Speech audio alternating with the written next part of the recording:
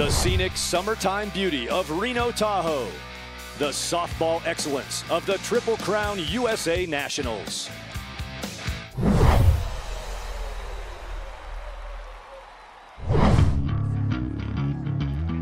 Over 180 teams made their way to Reno, Tahoe for this year's Triple Crown USA Nationals. Among the top teams here this year, 2 remain in the 16-year-old bracket for our championship matchup at the TCS USA Nationals. San Jose Sting of California and Oklahoma Exclusive Gold are on the field at Hickson Softball Park in Reno, Nevada. TCS USA Nationals quickly establishing itself as one of the premier events in the country. 2012, the inaugural year, 60 teams on Randall's Island in New York City, and then up to 120 teams here a couple of years ago. Georgia hosted last year with over 180, and that 180 plus again this year back in Reno, Tahoe. It's been a whirlwind week. The wind's starting to move on us right now. Thad Anderson and Amanda Freed at University of Nevada, Reno. It's a great venue for this game as these 16-year-old teams take the diamond. They've worked so hard this year to get to this point. They're playing at the crescendo of the season on national TV. Well, and this is absolutely the most fun part of the year for all of these teams because this is an opportunity for them to showcase what they worked on all season long, playing those weekend friendlies, playing those showcase tournaments. But this tournament really matters. These championships and the way that they've had to get here has been extremely tough, and it's showcased a lot of their talent.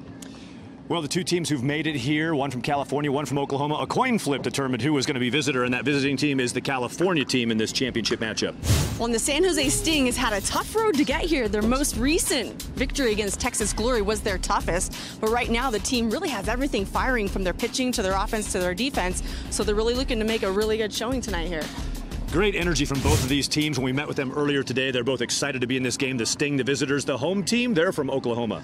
The Oklahoma Exclusive Gold also had a very tough road to get here. And again, a team that's really kind of firing in all the right cylinders at the right time. They're peaking when it counts. Impact Gold, Firecrackers, Fort Worth, Little Rebels, the path that they had to take to get here. And you know, they're peaking. Their offense is what's coming through really big for them. So they're looking to put up big runs and just hold it down in the circle.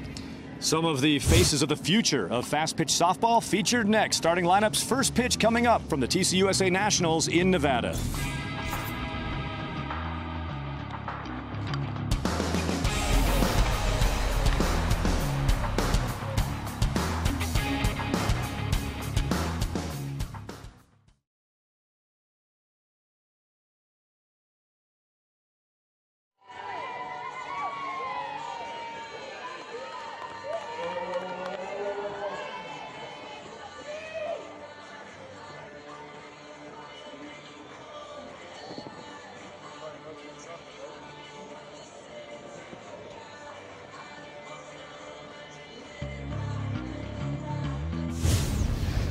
Triple Crown Fast Pitch Softball on CBS Sports Network is being brought.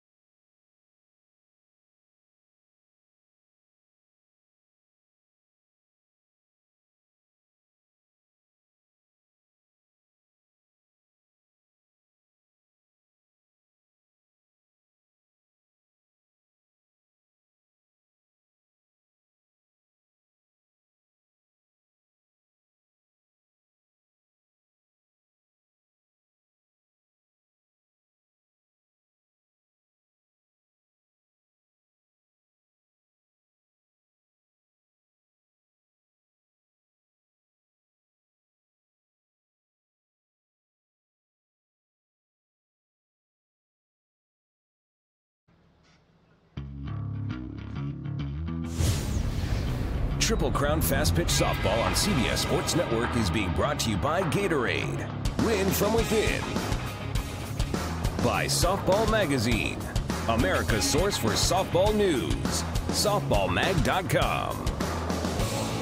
And by Triple Crown Sports. Destination locations, signature memories, professional staff. Get in the game at triplecrownsports.com. Championship time in Reno, the National Bowling Center. Some activity going on, but it's on the diamond where the top action is featured right now on CBS Sports Network. San Jose Sting starting lineup. This is a 1600 championship game, so a lot of young faces of the game. Still going to have a lot of chances to make great commitments. You see they're uncommitted down the side. These players are going places. We're just looking at a younger game here. Brown and Wolf and Wiz, the top three in the batting order to get us going in the top of the first. And in the bottom of the first inning, we'll see the exclusive bat. But first, Oklahoma, they are going to play some defense. And Logan Simonek is the pitching assignment, the starting pitcher. And that is, look at that. That's quite a blossom on the backside right there. What do you know about the pitcher starting today for the exclusive, Amanda? Well, for Logan, we're going to see her throw fairly hard. She throws low to mid 60s. She's got a nice rise ball, so that's kind of going to be her go-to today. She could throw it at a couple of different levels to the hitters, so we're going to look to see that ball up in the zone. Here is pitch one of our 1600 championship game.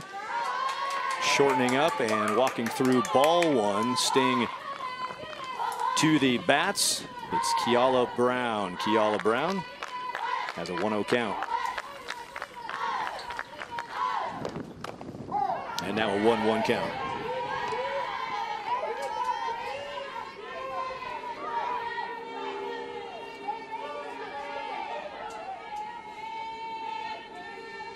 Black uniforms for the visiting team, San Jose Sting, with some purple and some gold trim. Down the line, foul, grabbed just on the foul side of the third base line. Was going to be a tough play for Amanda Marino at third base. She's probably fortunate that got foul with Brown heading down the line. Well, by the time she fielded it, Brown was already at first base. And what's interesting about Brown is this is her first tournament here with San Jose Sting. You see her helmet has the F for the firecracker. She hasn't been playing in a little while, but she was picked up for this tournament, worked her way into that leadoff spot. And just took strike three. A strikeout starts things off for the Oklahoma exclusive Gold. One away on this strikeout pitch. Again, that ball up in the zone. That's about as high as we should see it called today. If Simonek can continue to work that corner and that height, she's going to have some success. Backwards K. Simonek, nice start. Here she's going to get, it'll look like ball one for a moment, but the appeal down the line is going to head down to third base instead, and it's a ball call, no offer. Wolf has a 1-0 count. Sarah in the box batting in the number 2 spot for the San Jose Sting. Sarah Wolf playing second base defensively in the alignment. Slaps this softly and just in time. Good arm. That was well placed by Sarah Wolf. She is out at first base. Amanda Marino steps up defensively and makes the play.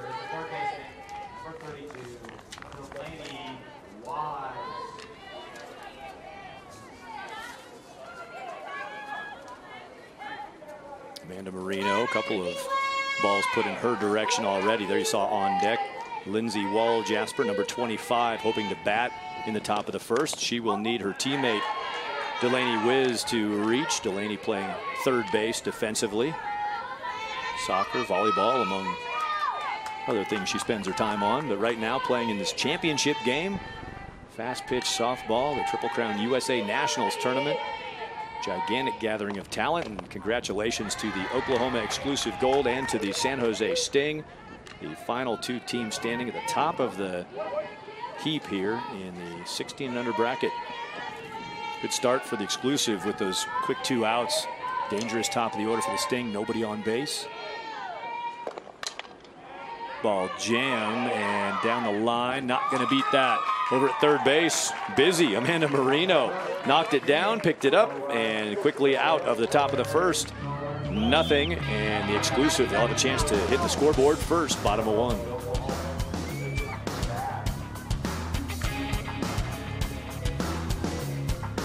Well, Wall Jasper likes to go by Lou, and we're not going to see her overpower her pitches, but she has a number of different speeds, which can be very effective. She can keep the ball down. She can also keep it at the waist and high, but it's going to be the change in speeds that she's going to use to her advantage this game.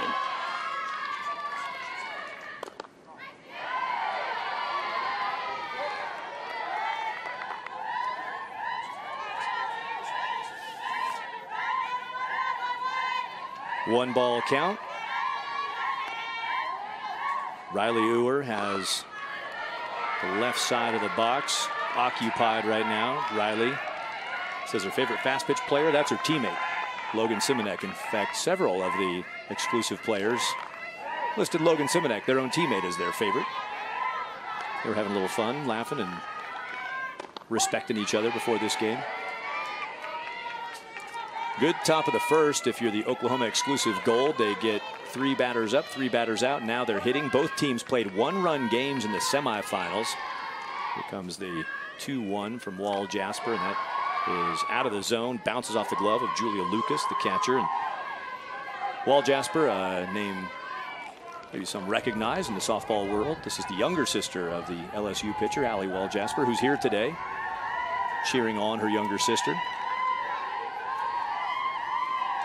And Wall Jasper, she's been busy in the tournament. She has been carrying the load for the Sting. She's out of the zone there. 58 miles per hour, missed on a 3-1. Leadoff walk to Riley Uher. And Wall Jasper has thrown every game here in Reno for the Sting. Talked to our coach about her endurance. She's fine. Her arm feels good.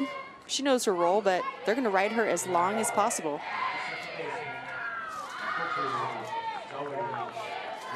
Zoe Jones playing second base. Riley Uher, who just took first base on the walk, she's the center fielder. Speedy leadoff is aboard. Zoe Jones playing second base and batting here in the bottom of the first, not showing bunt. So we'll see how the teams decide to play it early on. We saw some short game from the Sting in the top of the first.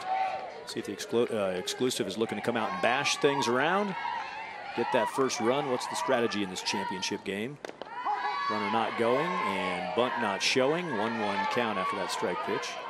And it's very interesting because the corners for San Jose Sting are playing back by their bag, so they're not even anticipating a bunt at this point, it doesn't look like, unless Wall Jasper is going to be the one that sweeps from line to line. Now, obviously, with 2 strikes, we won't see that bunt, but fairly surprised that it wasn't something pulled out by exclusive early in this ball game. A 1-2 count now on the number 2 batter in the order, Zoe Jones. Inside it came. That might have been a hit by pitch if she wouldn't have taken a hack. She was committed early to the pitch. Fouled it away. Anytime you're in that disadvantage count, if you get anything inside, you're thinking about wiggling out of a tough count, right? Absolutely. A hit by pitch with 2 strikes is among the finest achievements you can get on the board for your team, just to pass the bat along. That's the job right now in a tough count with Lindsey Wall Jasper after a leadoff walk. Credit to Wall Jasper getting right on top of this count after a 5-pitch walk to the leadoff batter. Another 1-2 pitch coming. Up the middle, cleanly through. Base hit, first hit of the game by either team. Zoe Jones singles and moves Riley Uher on to second base. A great piece of hitting by Zoe Jones, just trying to make contact. She wants to move her teammate over 60 feet. But because of the solid contact that she does make, gets herself on base. Now 2 runners on. Got into that tough count. Fouled some tough stuff away, and there she stands on first base. Successfully reaching and setting up the 3-4-5 batters with 2 on and nobody out. Neely Herring batting in the 3 spot, left side of the plate. Heavy dose of lefties in the Oklahoma team in the bottom of the first.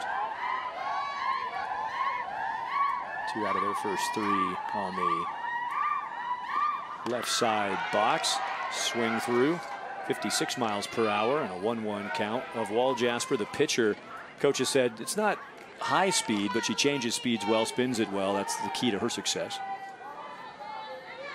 Well, you're going to start to see that at the higher levels, and we already are seeing it. It's not about the speed anymore, especially in today's game. The way that these bats are designed, the balls, the strike zone, you're seeing a lot of very well hit balls, so pitchers have to start to mix speeds. And not just a changeup, we're seeing a lot of off speeds being developed, that middle speed. That pitch glides off the outside edge of the plate. 2-2 count.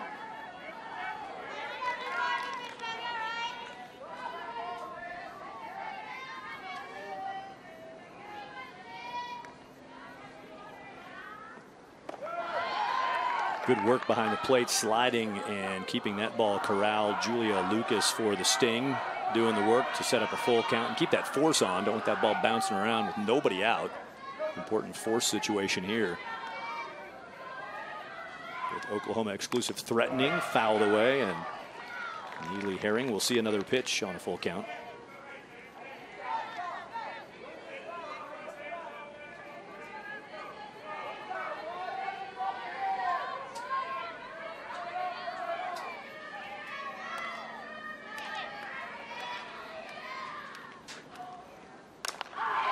Ball is hit hard to left, over the head of the left fielder. One hops the wall off the warning track. Runners had to wait to see if it was going to be caught. Going to be close, but everybody's going to get in safely. For as far as that was hit, the advances were a little jeopardy going on out there, but the double and an RBI off the bat of Neely Herring, scoring Riley Uhr. A great piece of hitting going with this outside pitch opposite field. Brown in left field drop steps, and she's quick, but this ball hits the warning track. Recovers, but that's an easy first run scored for the exclusive. And now the cleanup batter hitting with nobody out, 2 aboard, 1 already in.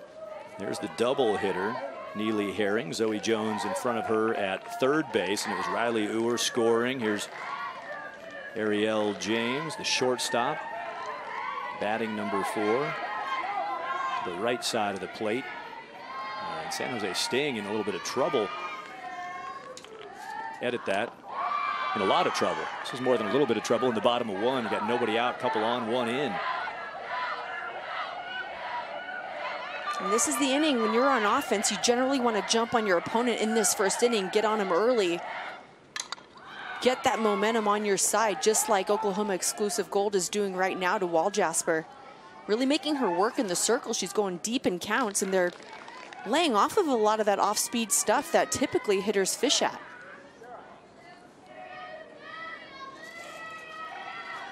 Defense of the Sting. They haven't had a chance to make a play yet. This ball finally will find a glove. So the exclusive, they had a walk, a single, a double, and now a pop out to right field by Ariel James. 1 away. Kylie Dodson steps in. You can use hashtag #IPlayTCS.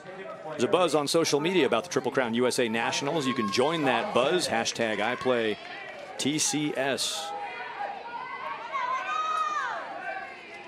Pretty impressive traffic on various social media networks from all these players. 14, 16, and 18-year-old brackets, over 180 teams. Again, 14 and under, 16 and under, 18 and under. Those brackets all here. Very active social media group. So Twitter and Instagram and all the various entities had to amp up their staffing, I think, this week to handle all the traffic from these young people. That pop out to right field. Sarah Gare playing defense on that. Playing fairly deep. Had to come a long way to get that, but the ball hung up long enough.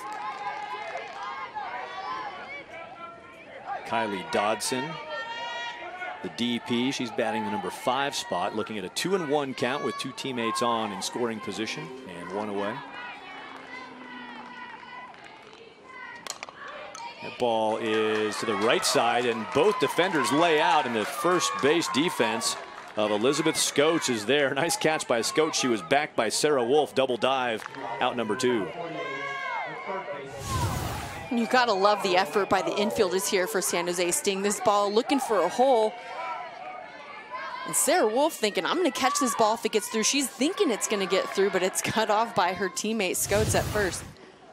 Good time to have a left-handed throwing defender at first base. Scoats' glove on the ball side of that dive. And I think if she didn't get it, Sarah Wolf, I mean, if it was deflected, it's a problem. But if that got through, I think Sarah Wolf was going to lay out and make the catch. I agree. She was right on it. She was robbed on defense by her own teammate. Amanda Marino. Now 2 outs. This would be a good escape for San Jose Sting. With 1 run in, 2 on, and nobody out. And those 2 on still where they were at that point, second, third. And that's a great job by the defense of the Sting and by the pitcher, Wall Jasper. They were in a boiling pot of water, and they jump out, head back to the dugout, just down by 1 run after 1.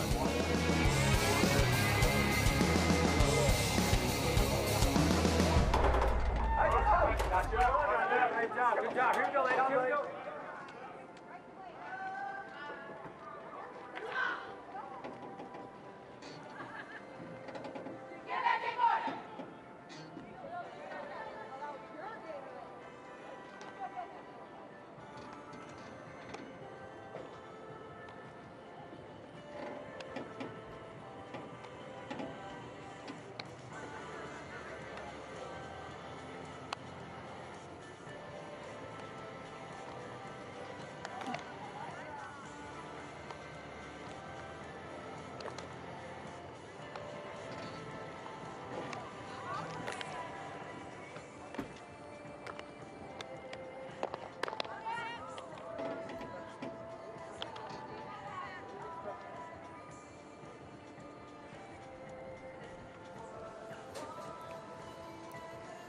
One inning played of a 7-inning ball game. Oklahoma exclusive gold. They strike first. 1-0 after 1 inning. Second inning now on deck on CBS Sports Network. Triple Crown USA 16 and under National Championship game is in flow now.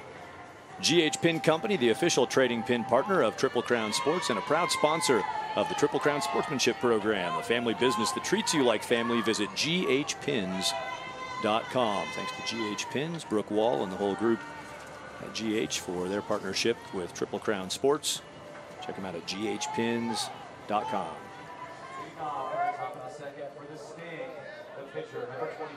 So here is from the circle to the box, Lindsey Wall-Jasper.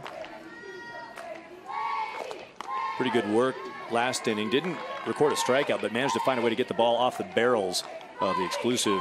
After those first 2 hits, and they hit both of those hard, made an adjustment of some sort. Wall-Jasper now batting with their team down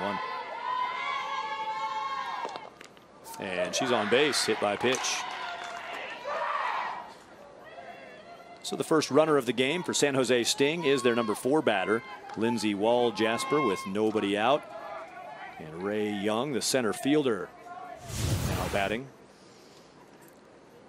We're seeing a lot of those rise balls, but this looks like a screwball or maybe a low inside rise that just gets a little bit away from Simonek. Got to be careful, those leadoff hitters, putting them on base gives your opponent that momentum that they need, and now the Sting has that leadoff base runner, and again, we'll see what they decide to do here with the short game. Runner comes on for Wall-Jasper. Bunt is foul from Ray Young, so she'll have an 0-1 count. In to run is Mary Rockwood at first base. There's Mary, wearing number 29, a 2017 high school grad out of Pleasanton, California. Mary plays some corner infield and plays outfield. Here she is in a sub-in position off the bench, and she's running, and she will run to second base successfully on a sacrifice bunt, nicely executed by the number 5 batter in the order, Ray Young. Didn't get it down first time, got it down this time. Really nice bunt, squares around early, sacrifices her at bat. You can see she takes that extra second to make sure it's on the ground before she heads out of the box. Now her team with scoring, a runner in scoring position, has 2 opportunities. Executing the short game and giving a chance for Jordan Maddox, the DP. Had a couple of hits in the semifinal, did Jordan Maddox. Swinging a good bat today, and that was up in the Lake Tahoe area, Incline Village. 16-year-old teams played all week up around Lake Tahoe, and the last 2 who made it out of the bracket, Sting and Exclusive, they made the commute down to the field here, Hickson Park at University of Nevada. 0-2 count, quickly up against Jordan Maddox. Good pitch, pulled the string, and Maddox barely stayed alive. It was well delivered by Logan Simonek. Big smile on her face. Did she offer? Ball gets loose, and yep, they are calling that a strike. She did offer, so they got to make the play down to first base, get the out. The runner moves up on the wild pitch strikeout. Or pass ball. What are you going to do? Pitcher or catcher on that one? Well, that's a tough situation, because if you're a hitter, you don't know if you're going to be called a strike or not, so you can't sit and wait. You have to take that opportunity here like Young did, head down to first base. Excuse me, Maddox. So Maddox is out on the strikeout. Ruled that she offered. Pitch fooled her and also tied up the catcher, Abby Johnson, who had it pop off of her glove. Runner moves on to third base, so just 60 feet away. Here's Mary Rockwood. She's going to step around that foul ball.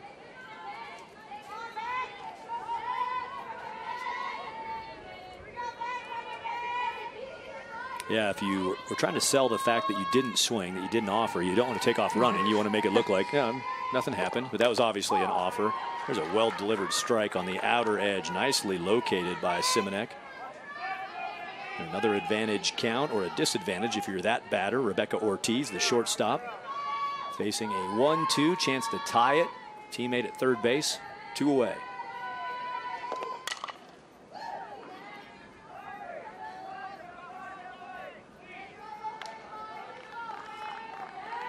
Those fields up around Lake Tahoe, Incline Village, and Tahoe area. Unbelievable setting for some softball. The 16-year-old bracket hosted in the Tahoe area. The 14s and 18s play down around Reno. This ball chopped slowly, quickly played, and the short arm throw wisely executed there for the exclusive defense. Zoe Jones at second, got it to Neely Herring. No runs for the Sting. Exclusive up 1.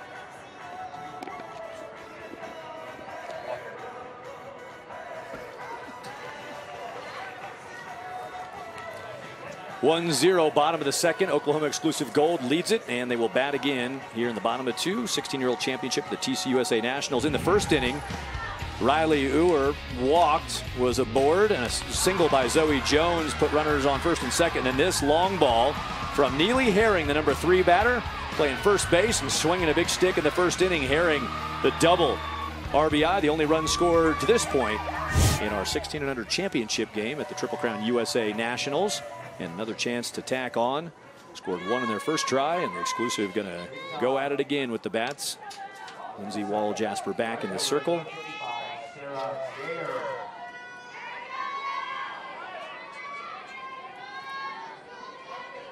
Chelsea Alexander plays left field and bats number 7 today for Oklahoma exclusive Gold.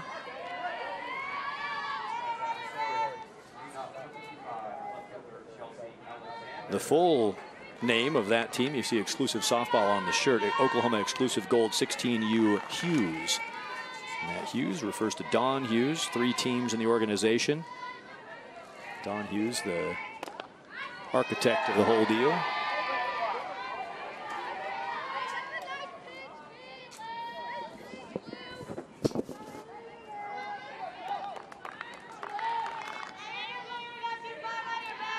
Here's a 2-0 count now for Wall-Jasper. First inning, it was a leadoff walk, a 5-pitch walk that ended up resulting in that run. That walk scored, and now got into a 2-0 disadvantage, did the pitcher Wall-Jasper. She gets a strike on that foul ball. Back into it at a 2-1 count. Chelsea Alexander, another left side batter for Oklahoma exclusive Gold, leading off this bottom of the second inning. Thad Anderson with Amanda Freed. There you see Lindsey Wall-Jasper preparing to send in the 2-1 pitch. Sunshine starting to pop back out from behind those clouds. Bunt on a 2-1, charging swiftly and just enough reach at first base. Sting defense goes to work, and Elizabeth Scoats over at first base. Pretty good work to stay on the bag on that throw from Delaney Wiz, who hustled in, made the play. Thad Anderson, Amanda Freed, and we're here at University of Nevada. The Wolfpack softball field's where we're at. We're happy to be joined by the head coach of the program, Matt Michael. Just finished up 7th season at the helm of the Wolfpack softball program. Doing a little bit of everything here, jack of all trades, or Matt of all trades, announcing today, prepping the field out there. Coach, first of all, thanks for hosting this championship day for the 14s, the 16s, and the 18s. Yeah, it's just a great experience to have these guys on our campus. They get a chance to kind of experience a Division I softball field for this kind of a event, so it's great just to have the whole group here. And it's a cool opportunity, talking to the players earlier yesterday and today as they won games to get closer to make it to this game. When we told them what field they were going to be playing on, eyes got wide, smiles got big. They love the experience, and I know they appreciate, and the coaches appreciate. You know, it's everything here. I mean, I know you just had your field laser leveled and reworked this week. Your dugouts are fantastic. I mean, these players, they've been in a lot of different kinds of dugouts in their youth years, and this is a pretty cool experience. So I know they want to say thanks as well. Yeah, they work hard to get to this point. It's just exciting that they can kind of have an experience to be able to be on a Division I diamond, and a lot of them are going to be at that point. That's really what they've been working for their entire career, to be able to showcase their talent and be able to play at Division I level as they move on. We're in the bottom of the second of a 7-inning ball game, and it's Abigail Johnson, or Abby Johnson, as she throws it down. The catcher is batting with 1 out in the bottom of the second inning. Here comes a 2-2 pitch. Wall Jasper sends it in, chopped foul again, and another pitch coming. Coach Matt Michael, the guy who's right there on your screen, and the guy who's taking care of business here at Nevada.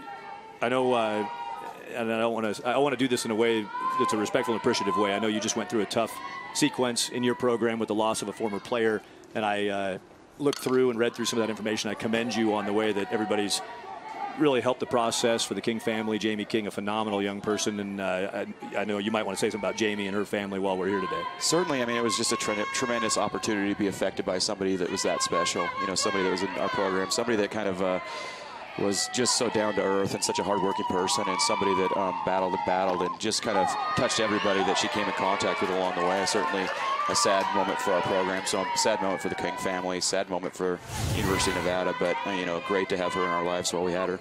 There's a backwards K delivered to Abby Johnson, nicely placed by Wall Jasper, 2 down, and it's Alicia Crick, the right fielder, now in with 2 outs in the bottom of 2.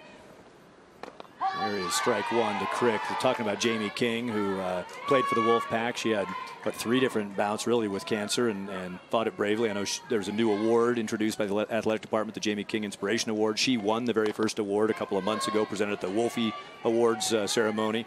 Earned her degree last December and passed away about a month and a half ago. So again, Coach, commendation to how you and the King family and Jamie yourself and everybody handled that process, and what you're going to do moving forward for legacy on that as well. This ball is hit to center field. That will drop in. And Coach, if you're all right, we'd like to keep you around, talk to you another half inning before we send you back to your public address microphone. Sure. Well, stick with us. Sure. Michael from Nevada will be with us, and we'll be back for the 3rd inning of play. Oklahoma exclusive gold, nothing in the second, but they still lead 1-0 on San Jose Sting.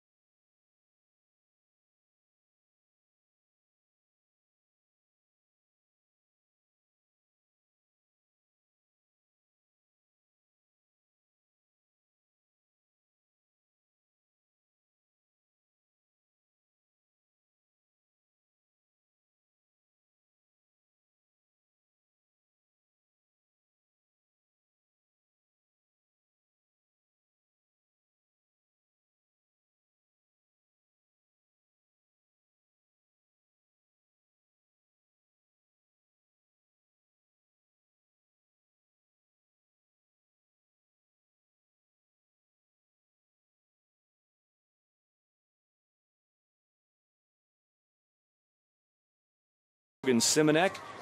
And a 1-0 score. Both teams played one-run games in the semifinals, and we're in the process of building another fantastic battle in this championship. Thad Anderson with Amanda Freed, who played at UCLA, won a national championship, 2004 Olympic gold medalist. And that's just the start of the list of awesome for Amanda Freed. We're joined up here by Matt Michael, who's the head coach for Nevada softball, as we get into our top of the third, and Julia Lucas, the catcher, talking about that one-run win in the semifinals. The Sting, this batter right here, Julia Lucas, a bottom of the 6th inning, right center gap double, game-winning RBI. That's who hit it, Julia Lucas, and she's batting here in the number 8 spot for San Jose Sting as we start the top of the 3rd inning. Well, Coach, I have questions about recruiting. I have a ton of questions about recruiting, but you're kind of nearing the end of the recruiting season. What in particular do you like about these national championship tournaments? Well, I think the biggest thing about this national championship tournament, it really gives you a chance to see people compete for a national championship. You know, we spend a lot of time recruiting in different environments. You know, some of the environments, some of the tournaments we compete in or recruit in, you know, there's not necessarily a championship at the end that they're playing for. So I know for college coaches, they really like this type of environment. They really like where something's on the line at the end of it. You get a chance to see players compete, kind of see, you know, their internal fortitude when it comes to that. The list of colleges represented here is significant. I think the last count I saw was, you know, there was over 50 schools here and 70+ college coaches. As a 2-2 pitch is coming from Logan Simonek, and it's going to be a full count starting off this top of the 3rd inning. I was talking to you yesterday a little bit about the recruiting grind. I know there's been some talk around college softball, and after we see this full count pitch, kind of curious to get your take on how the evolution of recruiting has unfolded. This ball chopped towards short, and out on the leadoff swing is the catcher Julia Lucas. She grounded that ball into the glove of Ariel James, threw it across to Neely Herring, and 1 down. So you could go about 340 days of the year if you wanted to, right? I mean, you got to coach your own team, of course, but recruiting pretty wide opens. What's your take? What's your view on the landscape of the college recruitment process right now? You know, it's a competitive business at this point. You know, as far as recruiting goes, everybody is trying to get the best players and trying to be able to use every advantage you can on that front. I mean, yeah, there's 340 days that are open, but we do have some regulations as far as the amount of days we can watch in a given year. You know, as things change and as people find ways to be creative in the recruiting process, then you find ways to kind of legislate it back on that front. But it's, you know, it's certainly a business, it's certainly a livelihood, and it's certainly a situation where you've got competitive people competing against each other in the recruiting process. Sarah Gare batting. Sarah is in the number 9 spot in the order. The ground out 6-3 for Julia Lucas started this. Gare bats, and then it's back up to the top of the order for Kiala Brown, who's on deck. She will bat this inning with 1 down, nobody on. Talking about that recruiting and the way things are working, we've got you here. You're obviously, you know, what you have to say is more important than what we have to say for parents of players who might be checking this out. 2-1 pitch is way inside and no call yet. I think she bunted it off of herself. Yeah, bunted it, but caught a part of the body, and that's a dead ball in the box. Because she's still in the box, obviously, it's just a foul ball, dead ball. That makes it a 2-2 count. Sarah Gare, she knew it, didn't go anywhere. It's tough to see for an umpire. It's either on sound, either hear that's off the body, but you know, people a lot of times get worked up. It's off the hitter, you know, from the back, from behind the hitter. You really can't see what's going on up there. Got right off above the knee. Well, obviously, you got better views from the stands. I mean, the parents and right. They can see the game much better. With our fantastic camera operators we have here today, we've got the best views in the house, thanks to our crew for their work. This ball is rocketed left side, foul, and another 2-2 pitch is going to come. So your comment to a parent of a young player, this is a 16-year-old championship game. These players are now fully moved into the kind of the recruiting mode and the mentality if they want to get to college. But 12-year-old, 14-year-old, 16-year-old, what's your best advice to a parent or a player as they're trying to figure out how to navigate the process? Well, I think it's about, you know, putting yourself in the best opportunity to be seen. And then while you've had that opportunity to kind of grab full advantage of it, you know, you got to be able to play. Yeah, have to have a certain level of talent, obviously, to catch somebody's eye. But then, you know, there's a lot of intangibles that go along the way. Being able to be somebody that's a great team player, somebody that's competitive, somebody that hustles, somebody that plays hard, somebody that's coachable. All those things are things that, you know, college coaches are looking for in an effort to be able to build championship programs themselves. Abby Johnson framed up that last pitch like a Thomas Kincaid painting. Didn't get it, and this is fouled away. Another full count pitch. Pretty good at bat, pretty long at bat for Sarah Gare. Well, I love when coaches talk about those intangibles that these kids really need to have, because a lot of times you go out in these situations and you feel like if you don't perform in front of the coach, you don't get that base hit when you need that base hit, you don't do what you need to do as far as your performance, then they're going to turn their back on you, where there's so many other factors that come into what a coach is looking for. And one of those big ones is, are you coachable? Are you somebody that I want on my team? Especially now that you're looking down at these younger age levels. Yeah, certainly. I mean, it's a challenge. You know, we watch the game, obviously played the game and coached the game every day. We understand the failure that goes with it, so you're not going to see everybody succeed every at bat or every appearance that you see them. So you are looking for many of those intangibles along the way. Interesting as this ball gets loose and Gare's going to take a bag. Hesitated, saw it was on dirt, moved up. As you're talking about these intangibles, and you don't hit the home run when the coach is recruiting you, but talk about Sarah Gare. She's had a long at-bat, fouled one off her front side on a bunt. She earns herself a walk and then takes a free bag. I mean, this is the kind of little stuff that a player doing that, you know, it's not going to earn you millions, but it might earn you the next look from somebody. So Gare's out there at second base. She represents what her team hopes will be the tying run. Sting batting, down by 1, top of the third. And we're here at Nevada, the Wolfpack, building some good things. Love the park here. Great work with this. I know your baseball team throwing up some results this year. Yeah, they had a things great too. year. They had a great year for us. A great run from them. Bunt put down and spins back and gets behind the plate. What kind of a crossover do you have within the athletic department among your programs, and maybe diamond sports in particular, baseball, softball? I know you have a relationship with the local minor league team as well. How do you try to use that to build a bigger picture with your program? Yeah, in a community like this, first of all, and then an athletic department like this, you know, mid-major Division I athletic institution, you know, it's a situation where a lot of people are working together to kind of pull on the same side of the rope to be able to achieve success in all sports along the way. So certainly we have a great relationship with the baseball staff and with many of the athletic department staffs or the coaching staffs in our athletic department. Kiala Brown now a 1-2 count with 1 out. Logan Simonek sends it in. We've seen some low 60s. There's a 60-mile-per-hour register from Simonek. She'll get it back now with a 2-2 count. Got this game, the 16-year-old championship, to be followed on CBS Sports Network by the 18 and under championship game. The pitch works its way down and away at 48 miles per hour, 12-mile-per-hour speed change between those two pitches. It results in a full count on the board now. 18-year-old Texas Bombers and Northwest Bullets will be featured coming up a little later on today on CBS Sports Network. There's a soft liner to shortstop, and the second time this inning that the defense at the shortstop position, Ariel James, is put to work. Easy play on the soft liner from Kiala Brown, and Sarah Wolf steps in. Wolf grounded out to third base her first time up.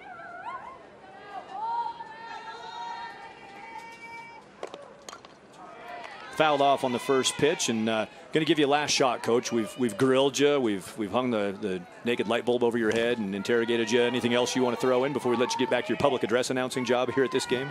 No, it's just great to have CBS Sports Network broadcasting an event like this. You know, it's great for the exposure of our sport, great for the younger age groups, something to look forward to. I mean, it's great to see the sport of softball growing and seeing, you know, a 16-year-old kid being able to be on national television and playing out their dreams. That's great. Head coach Matt Michael with the Nevada Wolfpack. Good luck with the off season, if there is such a thing, and when your next go around with the softball squad. Well, thanks for having me. We work our way into this deep part of the top of the third now. The Sting trying to find a way to get that run home, and they get 60 feet closer on another ball loose. We've seen a couple of balls get back to the backstop here and move runners along. Can the Sting cash this in for a tie? That's what it's all about, and we've seen a lot of movement from these pitchers, and so that's got a great deal to do with these balls getting by the catchers. But now it's about capitalizing on those mistakes by the pitchers and catchers, and can the Sting get this run across? And again, you go back and we've talked about the work of Lindsay Waljasper. Gave up a run and advantage in that inning went to the exclusive with the lead and the 1 run across, but Waljasper worked her way out of what could have been a lot of damage. And on the flip side, Logan Simonek, we've seen some balls loose to the backstop, but we haven't seen her behind in a lot of counts. She's been working the strike zone well, just taking it right to the hitter. She's in another 1-2 count here with 2 down. Simonek, glove over the mouth, and is that a daisy? What is that? That giant yellow? Is that? It's a bouquet. She's looking good, having some fun, and stepping back in to deliver this 1-2, 2-out pitch. Good fend off by Sarah Wolf. What I've been most impressed with Simonek is, in talking to her coaches, they said she's a rise ball pitcher. She will throw the ball up in the zone at a couple different levels, but doesn't have much, nothing against her, but too much else. Not a huge off-speed pitch that she'll throw often. Screwball's a little bit off-speed, but I've seen her mix in more off-speed pitches than I was anticipating, and it's really done a number here for the Sting at the plate. Well, and the beauty of what she's doing is she got a strikeout in the first inning to the leadoff batter, strikeout in the second inning to get the second out with a runner on. If you can get 1 strikeout per inning out of your pitcher, you're really making things different for your defense, taking some pressure off your defense. Can she get another one here? Won't on the 1-2. It's going to be a 2-2 count. So your point is good that, you know, there's not anything she's not redefining pitching out there, but what she's doing is doing it in a way that she'll get 1 for you here and there, and then the defense just get a couple for us, and we're in pretty good shape. Fights through another tough at bat, and the Oklahoma exclusive Gold, they've gone through 3 defensive stands without allowing anything. Another runner stranded for the 2nd straight inning. A runner left at third base for San Jose Sting. And that soft pop out, not getting a lot of big quality swings on the pitches of Logan Simonek. We will head to the bottom of the 3rd inning with the Oklahoma based exclusive up 1-0 and coming back to the bats.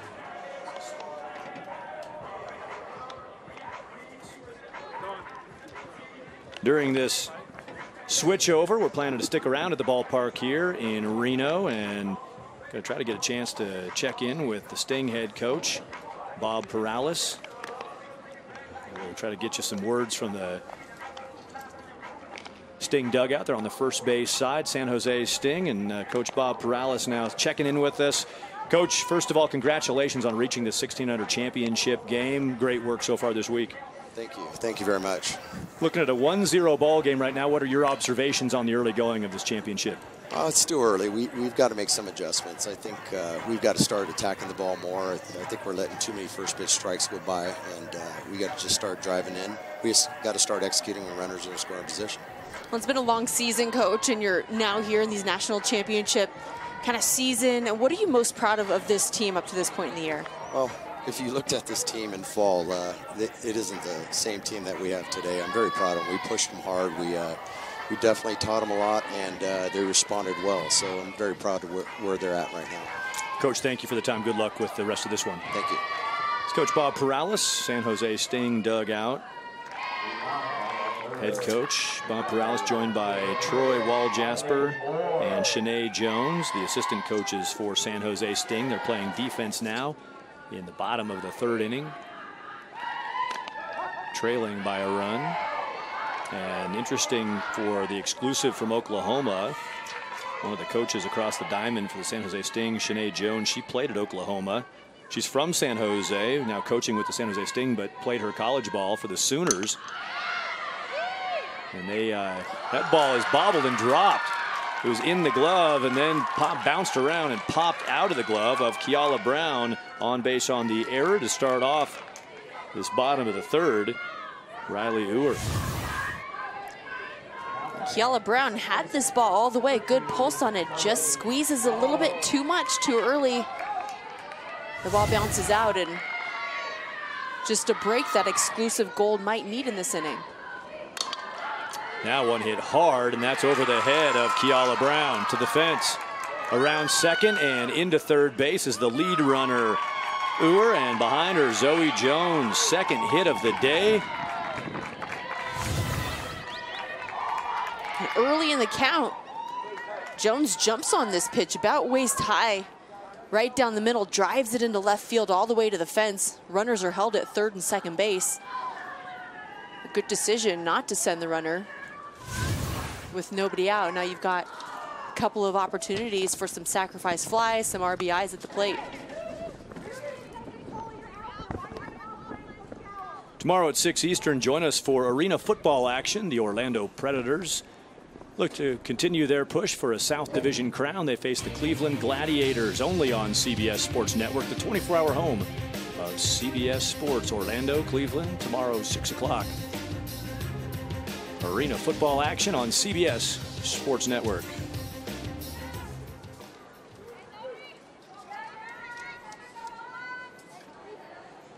Zoe Jones just swung at a pitch from Lindsey Wall-Jasper, getting herself back into the circle now. Just talked to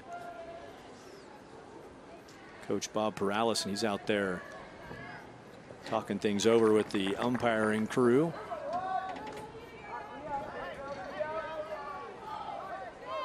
Runners at second and third base here with a 1-run lead and 2 on right now for Oklahoma exclusive gold. Just saw our plate umpire walking back after exchanging some information with the third base dugout for the exclusive on that third base side. Our 3 umpire crew. Robert Vidabell at first base. He's the plate umpire. First base umpire Brad Ferguson. Third base Tammy Cooper. Congratulations to our umpires on being selected for this championship game. Earned through merit. Chance to work the televised finale of the 16 and under bracket of the Triple Crown USA Nationals. Neely Herring looks like a hitter. Has a double and an RBI, the only run driven in this game. Can she knock in another or maybe 2? And at max 3. It's the most she can get on this plate appearance. Capable of getting any of those numbers driven across right now. That'd be very impressive if she could take these spinning deliveries from Wall-Jasper out of the ballpark. It's tough to square up on those off-speed spinners, but you know, after you see the power that she had her last at bat, you've got first base open. There is nobody out, so you don't want to necessarily load the bases with no outs, but you don't want to give her anything that she can hurt you on. Yeah, now in a 3-1 count, don't want to get too sweet with it, but getting that through the zone at 54, taking something off and keeping the count alive to a full count. Didn't miss it by much. Neely Herring went the other way with it her first time up and hit the warning track, just short hopped the fence out in left field. Gave it a long ride, did Herring. Now this 3-2 pitch with nobody out. Down in the dirt and a walk to Neely Herring. Bases loaded for the cleanup batter. Ariel James batting with nobody out. This top of the order has been a problem for the defense of the Sting.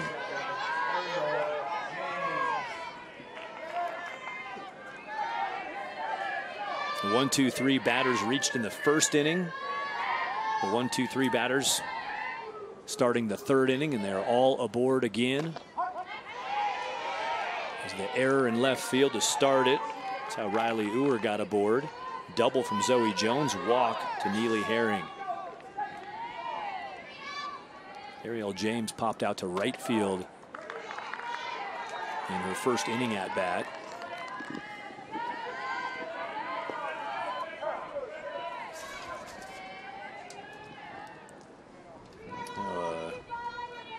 Stop and something just laying outside the dugout. Robert Viabel is getting things cleaned up on the third base side. Chop to first, that's foul. It's important for these players on the field now to know where their outs are going to be with the bases loaded. You have options everywhere. Ideally, you want to go home to first, home to third, if that's an option. The ball at the middle, you might have a double play option. You'll have to give up a run at home, but the Sting just needs to communicate a lot on this and make sure to get an out. Now something spicy down the third base line. A good swing on that pitch did Ariel James.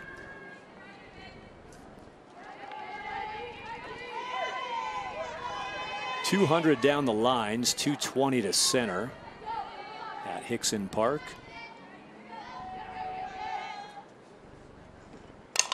This ball is going to find its way to the grass in left field. Cut off, runner rounding third will score. 2 RBI single from the number 4 batter, Ariel James. knocks in a couple with the second hit of the inning. That single is worth 2 runs and a 3-0 lead for the exclusive gold. And great patience at the plate. Gets this ball down in the zone, but it is on the wide of the plate. You could see her extension. She releases her right hand.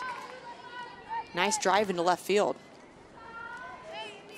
Scoring without any trouble, both of those runners, Riley Uhr and Zoe Jones, who came around from second base after her double. Uhr has scored 2 of the 3 runs for her team today out of the leadoff spot. This ball is foul down the left side.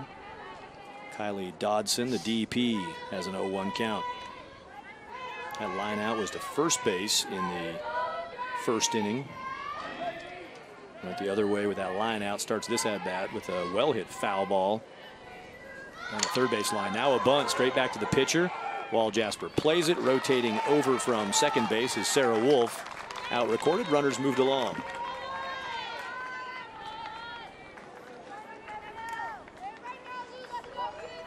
A smart decision to lay that bunt down. It is a sacrifice situation still. There were no outs. Now there's 1 out. Runners on second and third base. You can get that ball into a decent depth in the outfield. You have a tag situation for another score.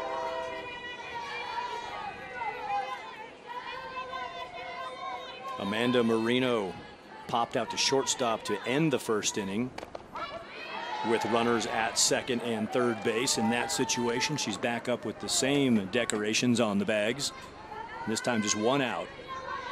Like you said, Amanda, a different opportunity. Just be productive. A base hit is, of course, what a hitter wants, but a productive ground ball, a productive fly ball is what a coach wants.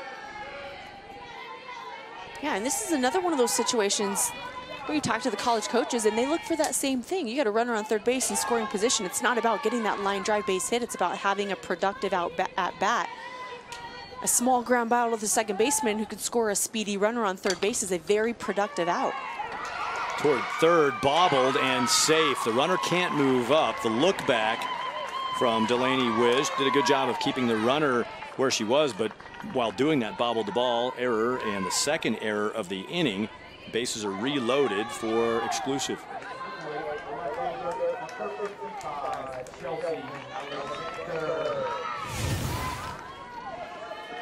You see third baseman Wiz just takes her eyes off the ball to look at first base a little bit too soon, bobbles it.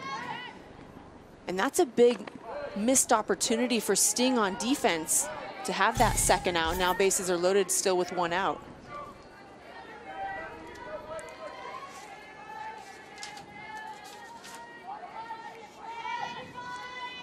Both of those errors in this third inning, one in left field, one at third base, so both on the left side of the defense. Calling out some reminders from behind the plate. Julia Lucas, the Sting catcher, trying to keep the defense on their toes, keep them motivated here. This ball chopped to the middle, coming to the plate with it. Safe was the call, and a little discontent in the crowd, and I can't say I blame him. Throw came to the plate. Did he forget it was a force? That might be my guess. I mean, this is a great placed ball, but clearly that ball beats the runner home. It is a force, so there is no necessary tag. Ball hits. Foot is still a good foot away from the plate. Bob Perales, who we just talked to from the Sting dugout, having a word with plate umpire Robert Vidabell. Looks like he's not going to get any reconsideration. Here's the play. Well, Vidabell really has the best angle on that. It wouldn't really matter if he were to go talk to the other umpires, because that is his call, and we're looking at instant replay, so he doesn't have that luxury behind the plate. But well, and he didn't give the indication like the foot was off of the plate, so it wasn't, you know, the sort of the swipe of the arm saying lost the plate. The only thing I can imagine there, at first I thought he forgot it was a force, and then the second thing you can think about is he's behind the play, he's behind the back of the catcher. That ball blasted into some friendly fire into their own dugout on the third base side off the strong swing, and a foul ball from Abigail Johnson. So I don't know if from behind that play, if he's wasn't sure when the ball got to the glove and thought he saw a foot first. I think that's probably what he was seeing, or didn't hear the smack of the ball into the glove. Fielder's choice for Chelsea Alexander. Drives in a run. 4th run of the game. This ball bounced to third and out at third, out at the plate. Took off the force, so they needed the tag there after the step on third base, and a good tag. Getting the ball down strongly is Julia Lucas after Delaney Wiz fielded the ground ball, made the play to the plate. That's how they get off the hook. Ground ball to Wiz. Takes the forced step and then shoots it to the plate, cutting down Ariel James. 4-0 Oklahoma exclusive gold.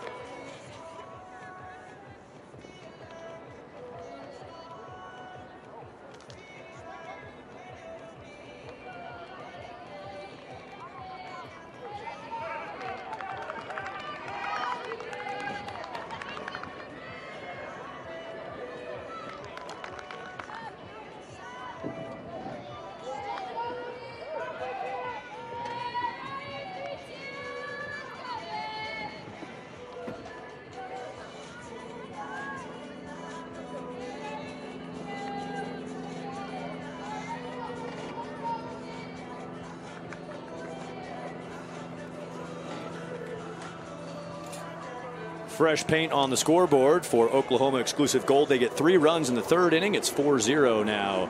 Oklahoma team on top. That team in their dugout trailing by the 4 runs. You can get in the game and stay connected with Triple Crown Sports and the TCUSA Nationals. Use hashtag IPlayTCS. Tell the world who you're rooting for in today's game or which player's your favorite. Use hashtag IPlayTCS.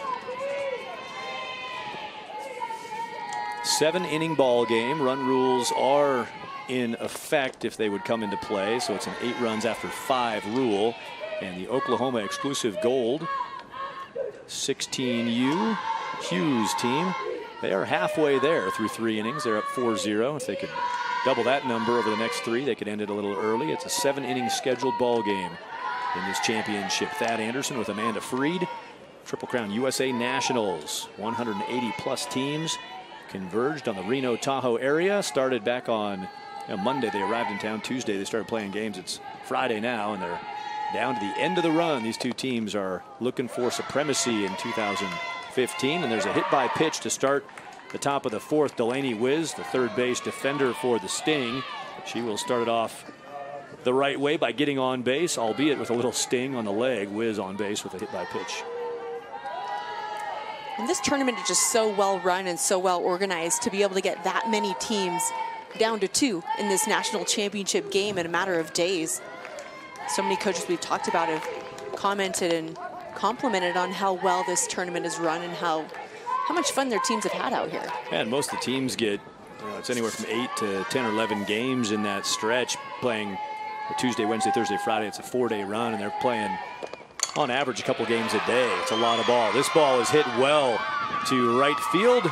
Station to station go the runners. Delaney Wiz was hit by a pitch. She's on to second, and Lindsey Waljasper has a base hit.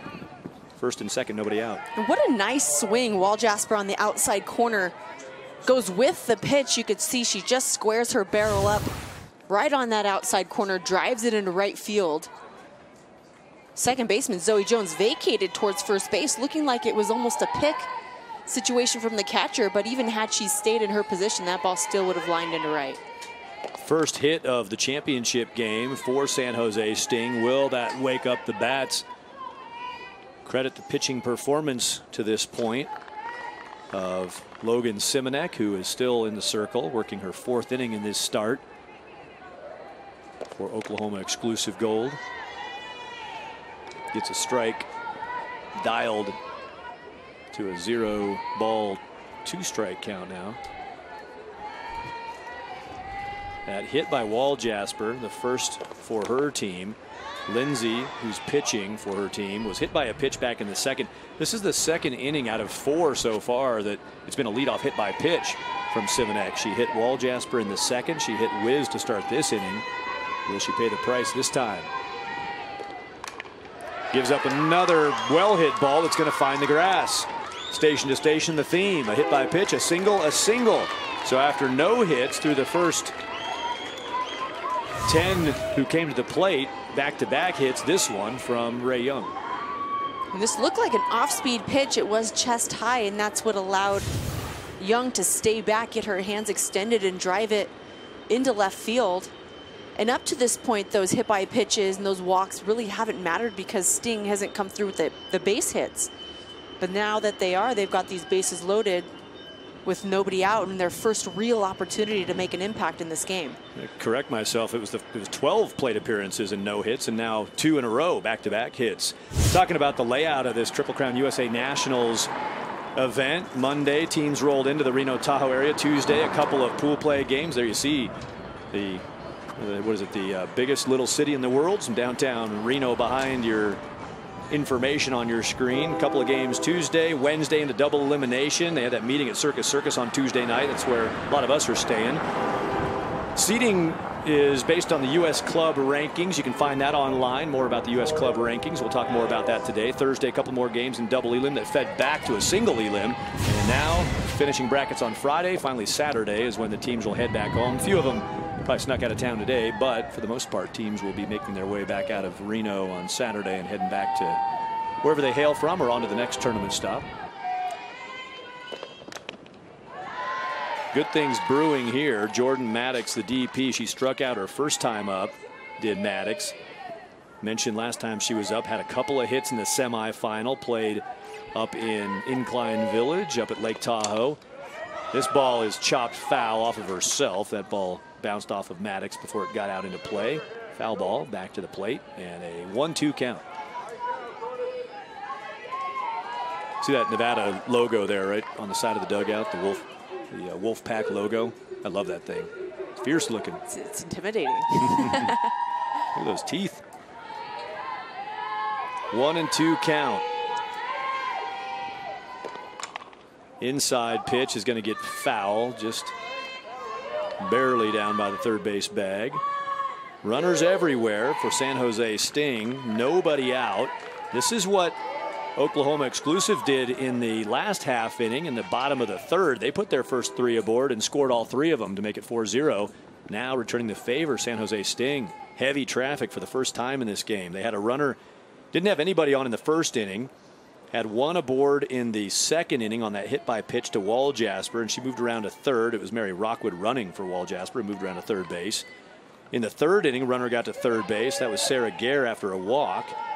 So they've had 1 on in a couple of innings, but this is by far the heaviest pattern that the Sting been able to play out in an inning, and still nobody out.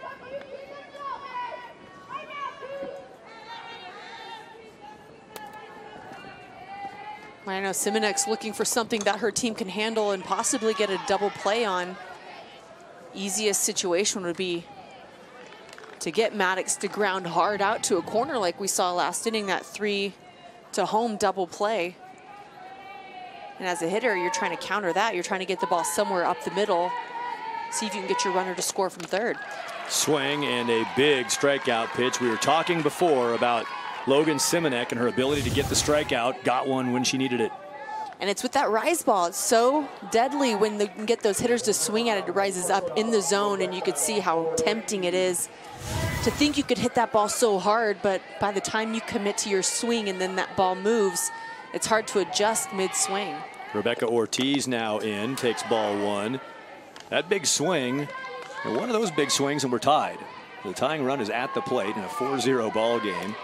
For Ortiz, she'd be happy to work a walk, get on by error, hit by a pitch, whatever she's got to do. Here she's going to swing and foul one away to a 1-1 count. That's an important pitch right there for Logan Simonek. Went ball 1 in the count. Don't want to fall behind with the bases loaded. The grip gets a little tighter. The jersey gets a little tighter around the neck. And she's feeling better about this 1-1 with 1 out.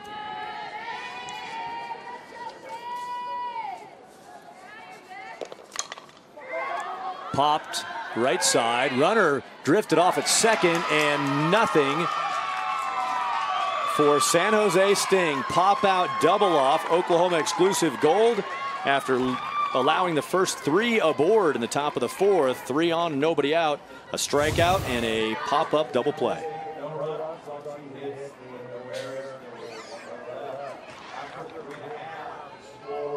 Drifting back for the exclusive, Zoe Jones at second base. Ariel James covers the bag, and just a little too far out there, double off, and that is a significant moment in this game with a 4-0 score, 3 runners on and nobody out.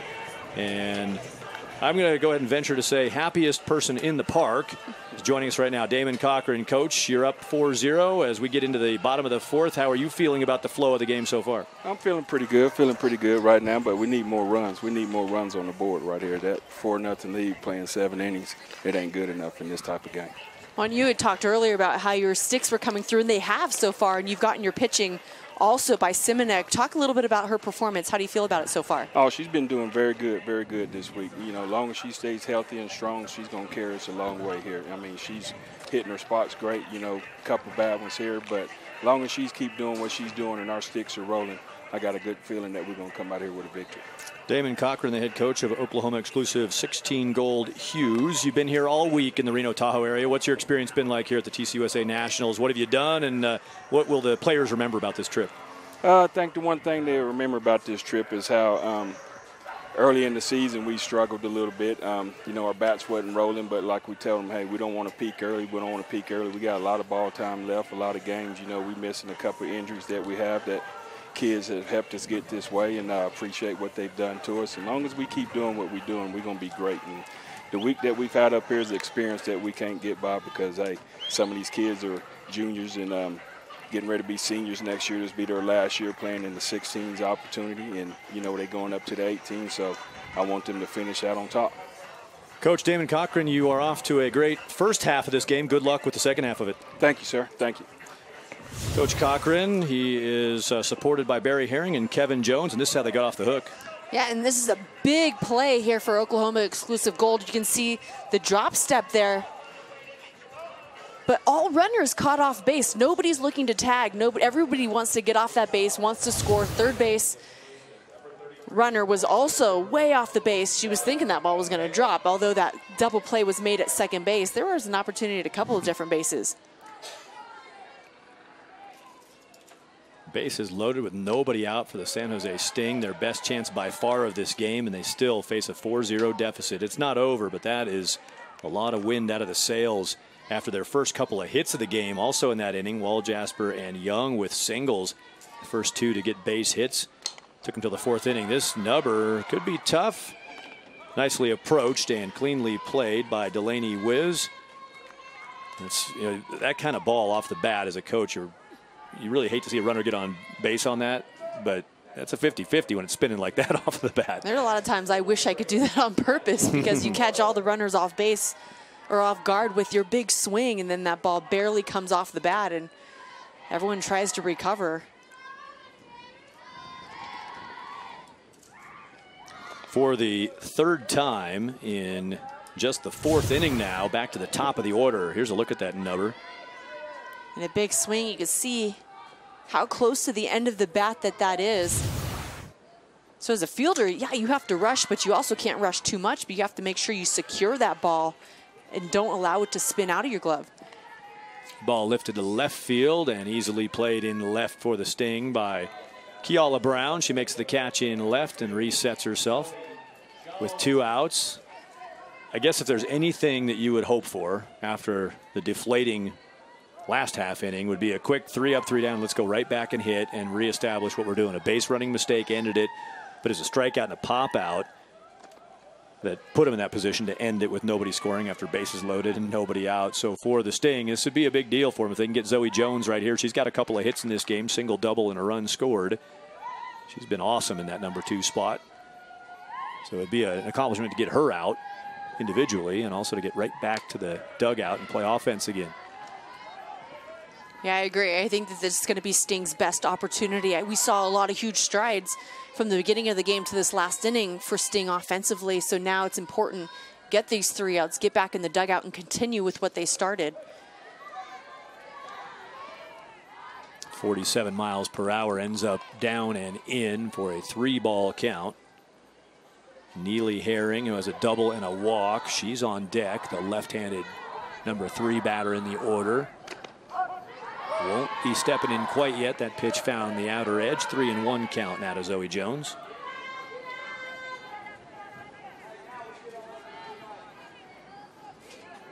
Zoe Jones has a verbal commitment to Texas Tech. She's got a couple hits in this championship. She's got 3 hits, and is it going to be extra bases again? Cut off in left field by Keala Brown. Another base hit. Zoe Jones has more hits herself than the San Jose Sting combined. Sting with 2, Jones now with this. She's got 3 hits. Well, 3 for 3, and look how well she stays back with her hands. Good extension, drives it into left field. She's just handling the off-speed pitches and those spinning balls really well.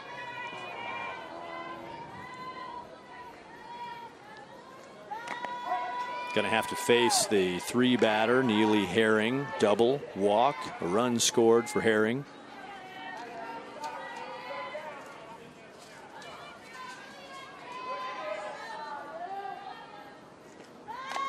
The pitch rides way up.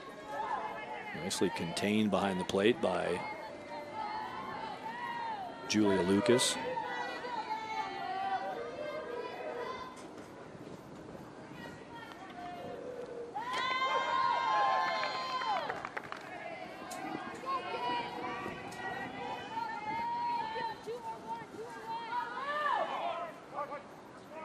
Lindsey Wall-Jasper working the bottom of the 4th. She started this game. She's trying to get her team back to the dugout. Didn't get the 3 up, 3 down. That would have been at least something of a momentum rebuilder.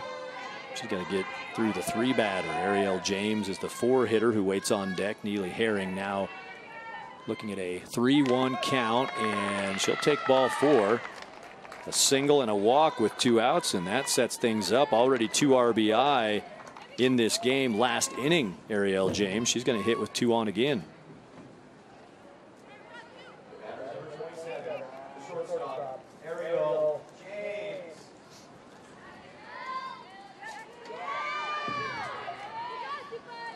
Ariel James of Moore, Oklahoma. I like her parents' names are Billy and Crystal. Thought that was kind of cool. I saw that, but it didn't even occur to me that it was that cool. It's a good way to search for a spouse. Just find somebody whose name compliments you to make something fun. Exactly. Saw when she came up before her hobby, eating. Looking to dig in right here and missed that off the barrel. Kind of backspun it foul into the 3rd base dugout. Ariel James, verbal commitment to the University of Houston for college ball. A 2016 high school grad, getting ready for her senior year of high school.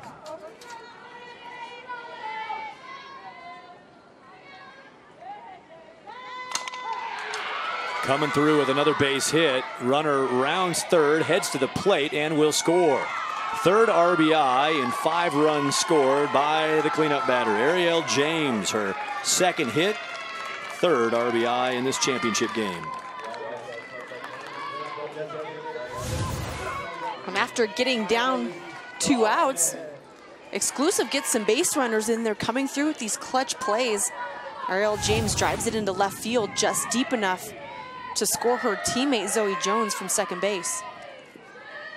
And that gives Kylie Dodson a chance to hit with 2 outs. All of this with 2 outs. Single, walk, single. Jammed, popped up, calling that and taking it from third base. Delaney Wiz finishes the inning, but it was a ground out and a fly out, followed by a single, walk, single, and another run in. 5-0. That's what the sceneries look like this week in Reno, Tahoe. The scoreboard looks like that. Exclusive Gold leads after 4.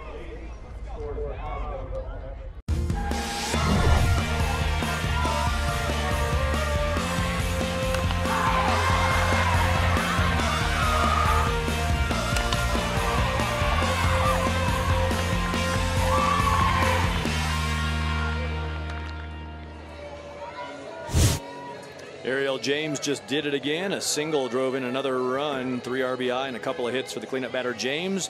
All 5 runs scored by the top 3 in the order. 2 by Ewert, 2 by Jones, and 1 by Herring. 5-0. Oklahoma Exclusive Gold. If you love softball, you want Softball Magazine featuring hard-hitting editorials, tips and columns from the sport's top players and coaches, new product features, along with player and team spotlights. Softball Magazine, America's source for softball news. Visit softballmag.com. That's softballmag.com. We go to the 5th inning, 7-inning game. Trying for the 3rd hit by pitch in 5 innings to start off an inning, but just narrowly missing the hit by pitch. And the pinch hitter for San Jose Sting is Kaylee Bush. Now she is hit by pitch.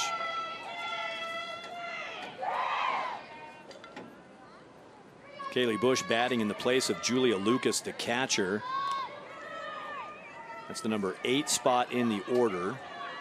The pinch hitter Kaylee Bush hit by pitch, and now she will be replaced by a runner. And the runner for San Jose Sting is Megan Perrin.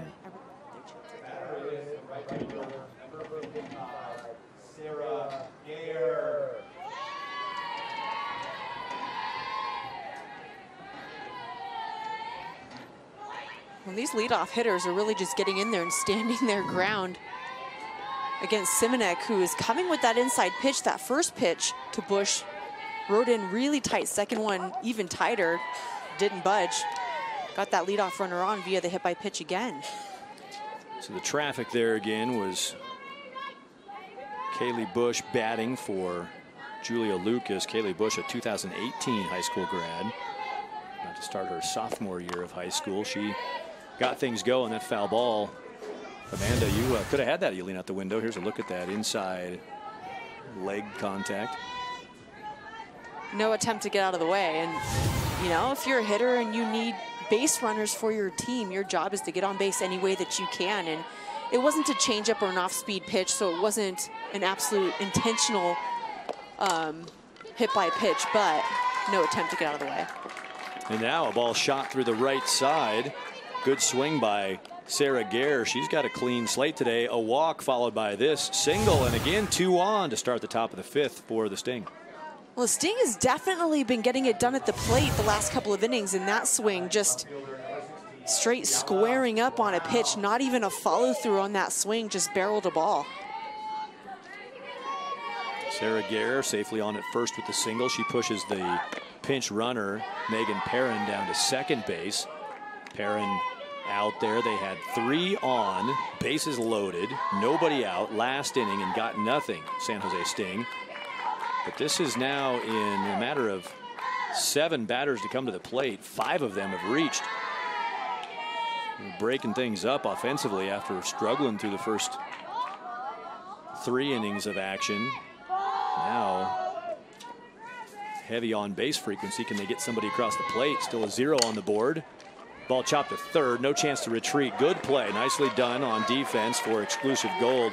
Amanda Marino made the snag and then kept her momentum toward the out.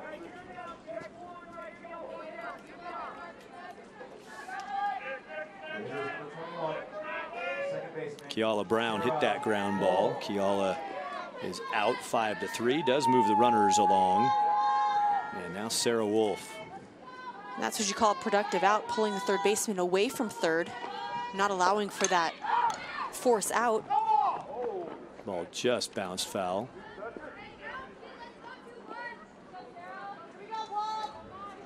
Sarah Wolf coming back to get the bat, handed to her by Delaney Wiz, the on-deck batter, playing third base. Wiz will wait. 3, 4, 5 behind Wolf. Wiz, Waljasper, and Young. 3, 4, and 5 with some pop. Slap foul. An 0-2 count.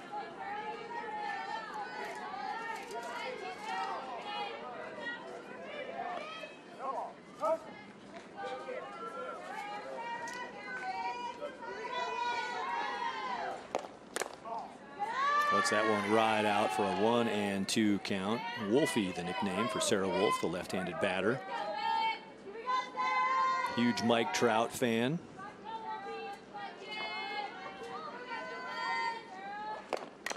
Playing on the home field of the Wolfpack at Nevada, which allows our resident comedian and producer Marty Tarr to point out that with the last name of Wolf, she really should be going here. Makes sense. Well, she'd be a fan favorite. I mean, the crowd would love that kid. The Wolfpack. She's spelled W-U-L-F-F, so they have the Wolfpack here in the stands, but they spell it alternate spelling. I'm going to get the fan club started. You're setting it up for her. I'm going to start the fan club. Marty Tarr produces today. Curtis Lorenz, our director, our entire crew. Thanks for all your efforts. We have. It's proper English, Amanda. Help me out. We've got a couple of games coming your way on CBS Sports Network. This one featuring the 16-year-old championship teams battling for the top spot in the TCUSA Nationals. You see the Sting on the black jersey and the Exclusive on the blue jersey. Oklahoma, California teams going at it right now, and it'll be the 18-year-old championship game next. Ball lifted to left. Going to try the tag. Bounces in. Ball hit the runner. That's not a problem by the runner. She was right down the line. That's going to get loose. Will another one score? Yep. 2-run score on the sac fly. First one's going to be a sac fly score in, and the second one's going to be, unfortunately, charged an error against the left fielder on the ball that bounced off of the scoring runner, Megan Perrin. So 2 in with Perrin and Gare scoring. Sarah Wolf, that's a highly productive out with 2 scoring off the out. Very much, and great heads-up base running by Gare also, who doesn't hesitate as she rounds third base, sees the ball, spits away, and instead of waiting to see who might be covering, she just heads home. She knows every run is necessary for her team at this point in the game. These 2 games loaded up here. There was already 1 played on this field today. The 14-year-old championship game already took place. TCUSA Nationals wrapping up the 14-year-old bracket. 16s now, 18s next. That game will follow us about 30 minutes after the conclusion of this 16-year-old championship. Northwest Bullets and Texas Bombers will take the television airwaves to figure out who wins the 18-year-old portion of Triple Crown USA Nationals.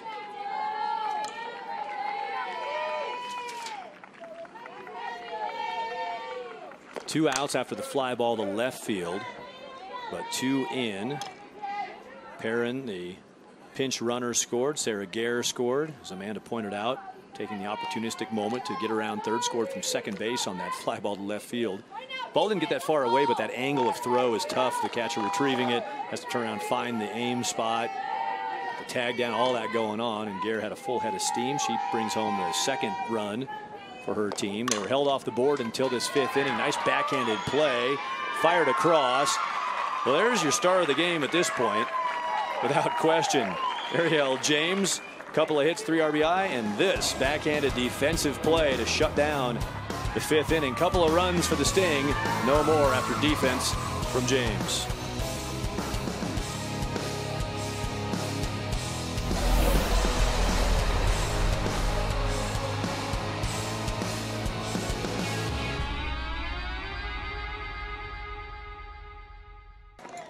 Fast pitch action continues. More of the nation's top talent squares off in the Triple Crown USA Nationals 18 and under championship. 8:30 Eastern tonight right here on CBS Sports Network. 8:30 or 30 minutes after the conclusion of this game, our 16-year-old championship on CBS Sports Network. Talking about that 14-year-old game that already happened right here earlier today. Congratulations to SoCal Choppers Fawcett. They won 4-1 over Sorcerer Softball. So SoCal Choppers win the 14s. And taking a look back, a couple of past champions. This is the 4th year of the TCUSA Nationals. In 2012, Firecrackers Arajo won the tournament. Corona Angels won it in 2013 in the 16-year-old division. Georgia Elite Hoover in 2014, the champions. And will it be Oklahoma represented in the champions column? As it stands, they're in good shape, but they were up 5-0 before the last half inning. A couple of runs finally plated by San Jose Sting. And so Exclusive, they don't want to settle back now at all. And it's Amanda Marino to the plate. And we talked to Exclusive Gold head coach Damon Cochran. He said, we got to keep hitting, we got to keep scoring. 7-inning ball game. We need more than we've got. Ball hit hard and off the fence, foul. That was, it's 200 to the fence in Fairgrounds. So that was about 197.5. And it claimed foul. Long ball driven, but not worth anything for Amanda Marino. She's got to come back and swing it again. Well, if you watch this game, I mean, at all in the last decade, you see that 5 runs really isn't that great of a lead, whereas before, you can sit on that. A pitcher could blow it by hitters a little bit easier. Not anymore. That gap is already decreasing, so I think it's a good thing that Cochran understands that his team has to continue to keep battling, not only to score runs, but just to keep the momentum on their side. Yeah, and San Jose Sting, they're playing defense right now, down 5-2. Good pitch by Wall Jasper, and just barely found a way, Amanda Marino, to foul that off. But Sting, so the 4th inning, they get 3 on, nobody out. They get nobody in.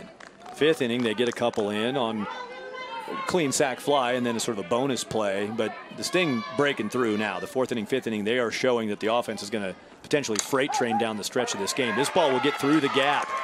Thinking 2 out of the box, but pulling up Amanda Marino. Loved that approach out of the box. She was hustling down the line, and if nothing else, you get a bobble in left, you're taking 2 on that. Marino, good base running after the hit. And this is a reach. Pulls that ball into that 5-6 hole. Nice diving effort by Ortiz at shortstop. Now Chelsea Alexander, fielder's choice her last time up. Grounded out her first time up. Going to put a bunt down. That's going to get foul. I like the aggressive attack at third base. Delaney Wiz looks like she would like those to be fair. It's going to be a tough play. She's challenging herself because she's got to make a great throw from that position. And she did right there. She had the runner in time, but the ball's foul. Yeah, if you're a corner fielder, particularly because you're close to that line, finish the play. Get your throw in. You never know what that call from the umpire is going to be.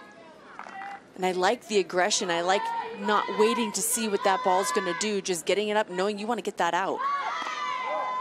Thinking bunt, but pulling back on a high pitch and taking a ball, Chelsea Alexander. 1-1 count. Chelsea checking signs down the line. That was a look of focus. Latta, Oklahoma, hits this to left. That's going to be right at the left fielder, Kiala Brown. Made that play for the first out of the bottom of the 5th.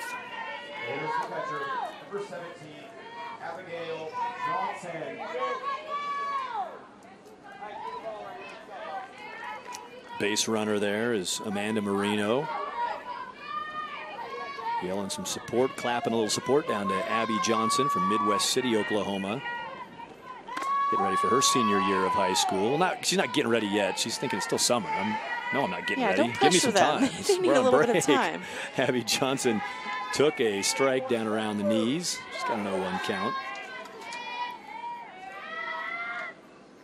Abby, the catcher for Oklahoma Exclusive Gold today. Parents Janice and Todd Taylor both made the trip here to Reno, Tahoe to enjoy watching their daughter play. It's part of one of the great things about this when the families are able to make these trips. It's the kind of venue, kind of event where you can go, 0-8 and have a great time. Of course, you don't want to do that, but it's a great place to make memories. Ground ball is lead out. The front side out is made. The throw is going to be close, and it was airmailed. Luckily for the defense of the Sting, it bounced off the netting of the dugout and stayed in play, so no extra bases. Just a fielder's choice out. Nice decision here. Nice turn, quick hands. Just throw gets a little bit away. But you're right, you got that fence. Nothing goes out of play. No runners advance. So essentially nobody hurt. You mentioned the families are out here. How nice is it, though, for these families of the players on the field who weren't able to make the trip to be able to watch their daughters, friends, grandkids play on television here in this championship game. Abby Johnson, the catcher, reached on that fielder's choice, and she is replaced by Bailey Herring, sister of Neely. Both Herring girls on this Oklahoma exclusive gold team. So talking about the family action, that's got both kids playing, mom, dad, grandma, grandpa, brothers, got them all hanging out here. Made the trip from the Herring family. Of course, Bailey and Neely, their dad Barry also coaches on the team. Kevin Jones, Barry Herring, and Damon Cochran, the coaching staff. Alicia Crick has the bat. 2 outs in the inning with a runner on first base. And a 3-run margin. We got a tighter game here than it looked like we were going to have for a while. Ball is through the runner, but nicely done at second base. Good focus for the Sting defense at second base. Sarah Wolf just disregarded the runner, picked it up, made the play, and we're through 5 innings. 3-run game.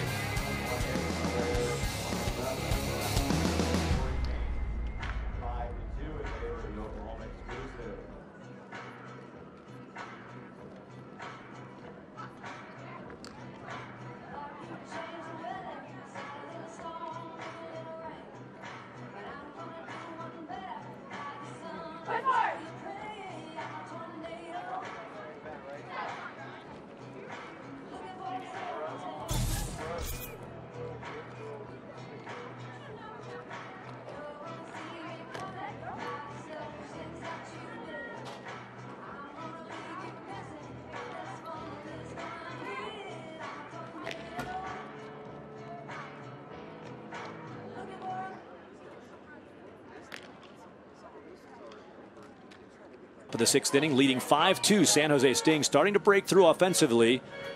In the 5th inning, another leadoff hit by pitch. It was Kaylee Bush hit by pitch. She was on. Her runner was Megan Perrin. Behind her was Sarah Gare. This fly ball to left field from Sarah Wolf was a sac fly, and then the throw bouncing off of Perrin allowed Gare to also get to the plate. An important 2 runs after they whiffed on a bases loaded, nobody out 4th inning attack, and nobody scored for the Sting. They get 2 in the 5th, and now they bat in the 6th. And you just saw there on that score strip when we came back from our commercial break, Lindsey Walljasper, your leadoff batter, getting her loosen up swings and stepping into the box. The score 5-2, and the hits 9-3. The Oklahoma exclusive gold 9 hits, and the Sting just 3 hits, and all those in the 4th and the 5th inning. 2 in the 4th, 1 in the 5th. Lopsided as far as solid contact and base hits, but the Sting sitting right in a great spot here with Walljasper, their 4 batter. She's going to pop it up, and not a hit by pitch. That's one of the few times we've started an inning with the Sting batting where they have not been on by hit by pitch. An important out to get the inning started for Logan Simonek. Big hit disparity. You got to credit the Sting. They're scrapping around and finding a way, getting enough from Walljasper pitching, and still in this thing. They have it, and so far they've been going with the base on balls, the hit by pitches, trying to get runs accumulated that way. Pop out, ground out, though, will get us into the 6th inning. The ground ball from Ray Young is another chance, and that was an easy chance, but Ariel James doesn't mind showing off a little bit. She should. She deserves it. She's got all kinds of skills out at shortstop. She has been all game at the plate, at shortstop. Now her team, Oklahoma, only 4 outs away from this national championship. This would be a big inning to get out of, get them into that 7th inning, and only have to hold off San Jose's Sting for 3 more. With 2 down in the top of the 6th.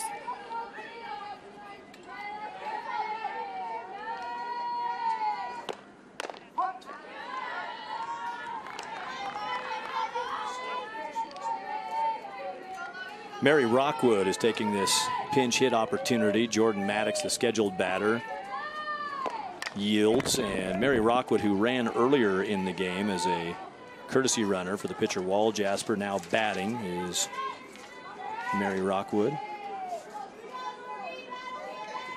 Quickly into an 0-2 count with 2 outs. softly to third base. Ball down in the dirt, going to get away. Error from third base on the throw. Unable to complete that one. Amanda Marino got it down in the dirt. That ball got to the dugout, so Rockwood's going to get an easy pass, a free pass, and a trot down to second base, reaching on error with 2 outs.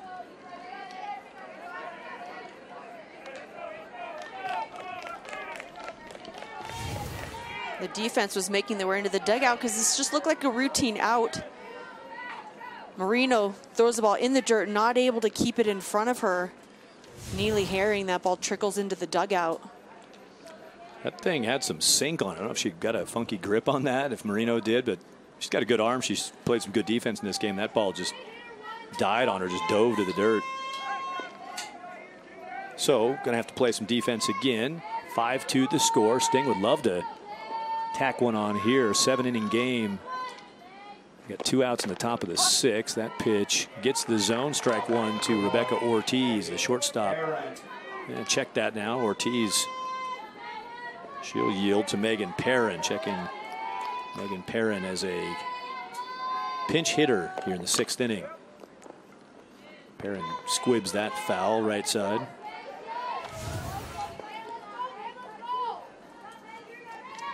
There's that throwaway into the dugout a moment ago. No margin.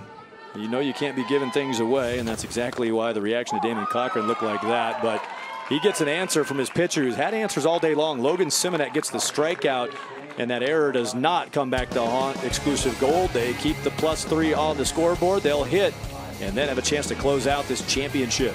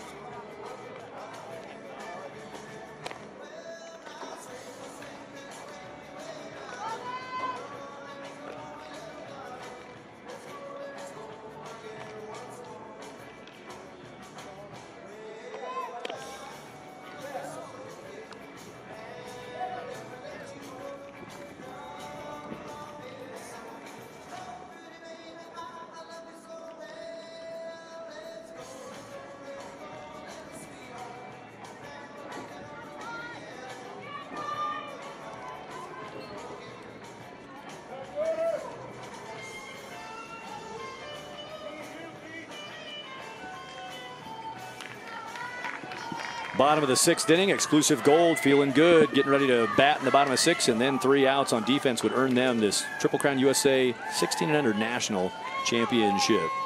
Exclusive Gold batting now. Whatever your game, softball, basketball, baseball, volleyball, treat your team right with Destination Locations, Signature Memories, professional staff. Get in the game at TripleCrownSports.com. Triple Crown Sports presents this TCUSA National Championship game on CBS Sports Network. Following us, the 18 and under championship. The teams are here. They're warming up. It'll be Texas Bombers and Northwest Bullets. Texas and Oregon represented in that championship for the 18s. You'll see that right here tonight on CBS Sports Network. Thad Anderson, Amanda Freed taking in the late stages of this 16 and under championship. A slap to the shortstop is a good one. On base, leadoff batter Riley Uhr starts the bottom of the 6th with a single. This ball really could not have been placed any better. Perfect pace on it, great placement. She doesn't appear to be the fastest runner down the line, but she gets out of the box and she's got great back control. And you can see how close of a play that is. And now we were talking about Ariel James a minute ago being the sort of the player of the game, and there's not a, we're not going to officially name one of those, but there's another player who is a player of the game, and she just had a giant swing on that foul ball. 3 for 3 today, a double and a couple of singles. Another hard hit ball, third base side and foul. Zoe Jones, a couple of runs scored, 3 hits. She has been a huge part of this 3-run advantage buildup by Oklahoma Exclusive Gold. And, you know, in now 4 plate appearances. In her first 3 plate appearances, Riley Uhr, the leadoff batter, she scored 2 out of her first 3 times at the plate. Zoe Jones scored 2 out of her first 3 times at the plate. 4 of the 5 runs have come from the 1 and 2 batters. Great job of table setting today at the top of the order for Exclusive Gold. Yeah, I agree. Exclusive Gold has really been doing all the right things offensively, and talked to their coach before the game. He said that's the area of their game that has really come on strong and peaked at the right time is their offense. They've been putting up a lot of runs, and you could see why. They get runners on, they move them over, and they come through with those clutch base hits. Zoe Jones getting the bat out early on these pitches from Waljasper. Lindsey Waljasper is sending it up there, and Zoe Jones fouling everything to the parking lot on the left side at Hickson Softball Park in Reno, Nevada. There's a strikeout pitch, and a snap down to first is not in time. For the first time today, Zoe Jones is retired. Good strikeout delivery from Lindsey Waljasper. And to get Jones to swing at this pitch, you have to have set her up well. You got her spinning, hitting the ball into the dugout, spinning towards the left side, and then getting her to chase that pitch on the outside corner. And there's ball 1 from Waljasper, starting the count to Neely Herring. Herring among the damage doers at the top of the order, a double and 2 walks, a run scored, an RBI for this batter, Neely Herring. Her sister Bailey checked in last half inning as a runner in the mix.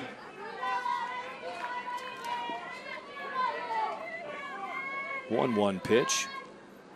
Riley Uhr, the runner at first base, is going to get around that hard shot, thinking about going first to third, now pulls up on it. Another single, Neely Herring. She's 2 for 2 plus 2 walks. Second hit of the inning around the strikeout. And again, 2 aboard, and you love that if you're the Exclusive Gold with your cleanup batter, Ariel James, stepping in again with teammates in front of her. Ariel James calmly chewing the gum, getting ready to unleash something. And only because the math again would come into play here. It's an 8-run rule after 5, so we're not in big jeopardy of that. 5 runs would be needed by Oklahoma Exclusive Gold. Crossed my mind because this hitter is capable of knocking in 3 with 1 swing. Instead, it's a ground ball to short, picked up and played by Rebecca Ortiz. Takes the lead runner, making the throw to Delaney Wiz at third base. It's a pretty good out right there, keeping that runner from getting to third base. So a fielder's choice for James, and 2 outs. That was a really nice play. That ball looked like it was hit well enough to get into left field. And it was nice for Ortiz that momentum took her right towards the play, that force out at third. This ball to right field, shallow, coming in and shoestringing it, making the play. So the Sting will not give up anything on the board in the bottom of the 6th and keep that 3-run margin as they have a chance to hit and rally. The catch in right made by Sarah Wolf. Chance to hit now, Sting. The Oklahoma Exclusive 5, the San Jose Sting 2.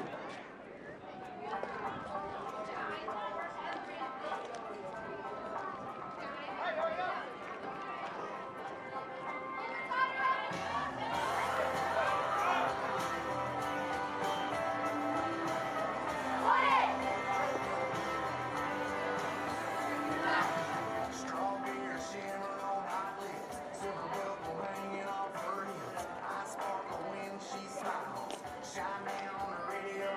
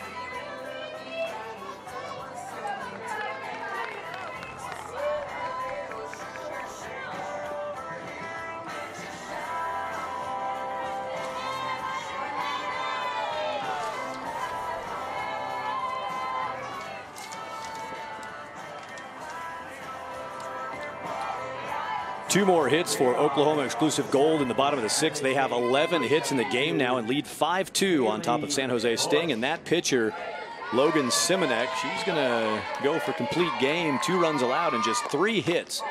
The San Jose Sting. Simonek throwing a fine championship game.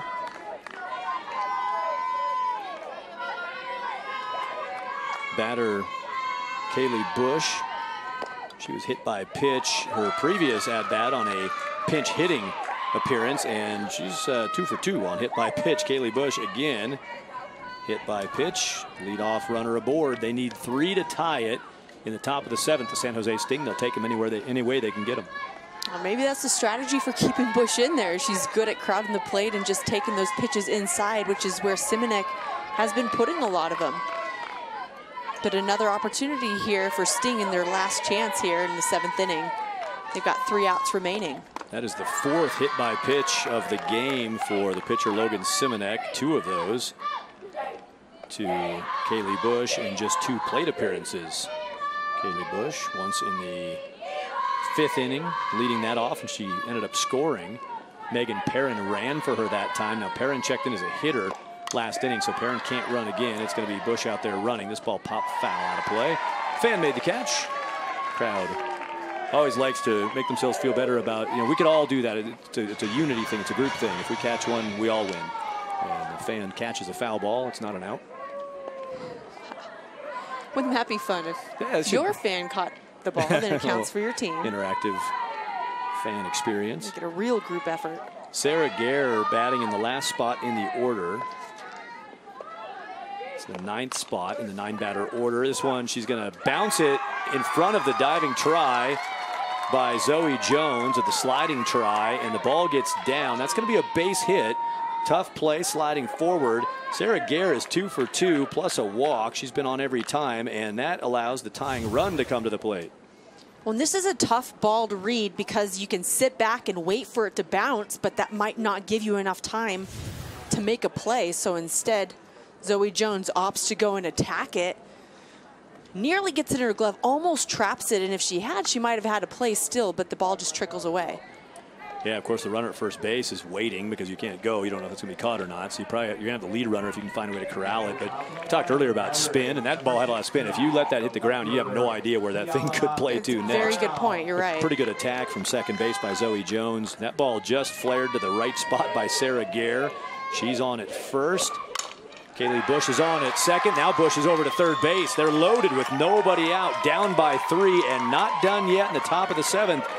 Base hit from Kiala Brown. Her first hit of the day is the biggest one of the day, keeping this thing going. Well, Sting has been knocking on the door for the last couple of innings, and now it looks like they're finally getting that momentum that they've needed. Is it too late? We don't know, but the winning run, or the go-ahead run, I should say, is at the plate. Loaded in the 4th inning. The bases were juiced, and no runners scored in that inning. First 3 got aboard, and then a strikeout and a pop-up double-off ended that bases loaded, nobody out threat. The Sting, they've built the same opportunity for themselves in their last bat, potentially. Down by 3 and 3 aboard. Ball fouled away. Sarah Wolf is at the plate. She hit a sac fly in the 5th inning that ended up plating 2 runs on a throwing error that was mixed into the tag up from third base. It allowed the runner to score from second. So the only hitter today who has produced runs for the Sting, she's in the box right now, Sarah Wolf.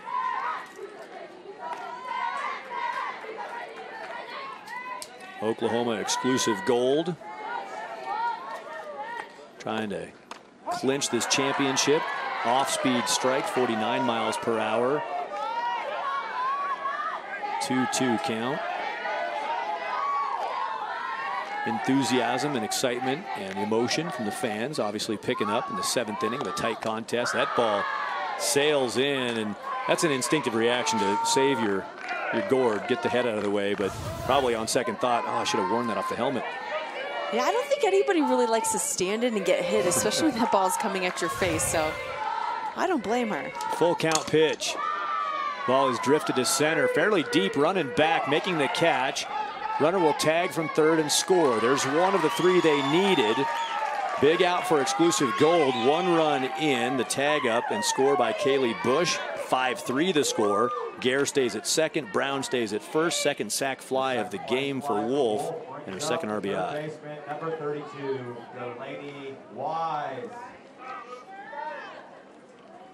And a circle conversation now for Oklahoma Exclusive Gold 16U Hughes. Their head coach, Damon Cochran, joins the circle. And they were talking to us before the game about Dawn Hughes, who heads up the organization. They said our leader and founder puts countless hours into working with players, get them to the next level. They want to make sure Dawn Hughes was thanked for his efforts. Damon Cochran right there on your screen. He's having a conversation that he hopes to be the last one in Reno, Tahoe with his team. And next thing they'll be doing is receiving first place awards. But they've got work to do here now, just a 2-run margin. And the tying run is aboard at first. And good part of the order for San Jose Sting. Delaney Wiz, the number 3 batter, to be followed by the 4-hitter Lindsey Waljasper. Ray Young after that. 3, 4, 5 due up. You, Amanda, in your years, you've won championships. You won a gold medal in 2004 on the Olympic side. But there's, this is a pretty big situation. Back in the 3rd inning of this one, this play to the plate that was a run for Exclusive Gold and a disagreement from the Sting defense. That was a tight play at the plate that stood as a run scored. It's a 2-run margin now, so that's not necessarily the issue yet. But of course, every inch counts in this game. Different situation with a 1-run score or a 2-run score. Exclusive Gold, and Amanda, you played for championships at this age level, and if you're a player, you've won at that Olympic level, but these are memorable here too. Both of these teams are not going quietly. This is a big deal right here for the 16 and under bracket. Well, it is. And these teams work hard all season long. Ball ripped to center. That's going to get over the top of the center fielder off the wall. 1 run's going to score. Ball still loose. Second run coming is going to get to the plate. 2-run double off the center field wall. A blast from Delaney Wiz. We're tied at 5 in the top of 7. What a clutch performance by Wiz. Gets that ball down in the zone, and she just lifts it, drives it into deep center field. No doubt when this ball's off her bat, runners are going. You can see Brown scoring all the way from first base with that speed. Ties up the ball game. Sarah Gare got across the plate for the 4th run. Kiala Brown, the 5th run. That will be the end of the pitching performance by Logan Simonek, and tip of the cap to Logan Simonek. That's a tough way to go out, but Logan pitched a great game through the first 4 innings. She had nothing on the board against her, and Sting just staying at it. Simonek, she will give up the circle, but again, wow, it's impressive stuff against the other top team in this bracket. So for Oklahoma Exclusive Gold, with Simonek coming out of the circle, they will make the move, change the look. Kylie Dodson, a 2018 high school grad, so has finished up her freshman year of high school. Kylie Dodson from Mustang, Oklahoma, now warming up in the circle. Well, Dodson's going to give San Jose Sting a little bit of a different look. She throws in the high 50s, doesn't throw the ball very hard. Curveball, screwball, changeup's kind of her go-to. They're just hoping to get these last couple of outs to get their team in the dugout. Exclusive is. Like you said, you've got to tip your cap to Simonek, who really did a fantastic job all game, despite getting herself into a little bit of trouble with the hit by pitches and a few walks. But other than that, got herself out of some tough situations and kept her team in the ball game. Amanda, check out that line score. First 4 innings, 5-0 Exclusive Gold. His last 3 innings, 5-0 San Jose Sting. And still look at the hits. There are 16 hits in this game. 11 of those belong to the Oklahoma team. But with 5 hits, somehow the Sting have manufactured 5. Among that, the hit.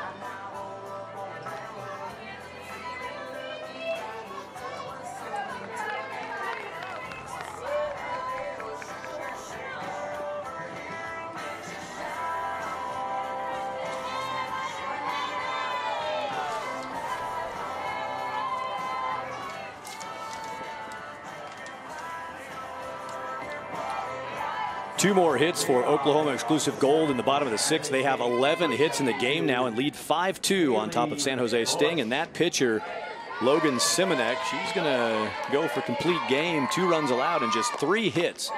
The San Jose Sting. Simonek throwing a fine championship game.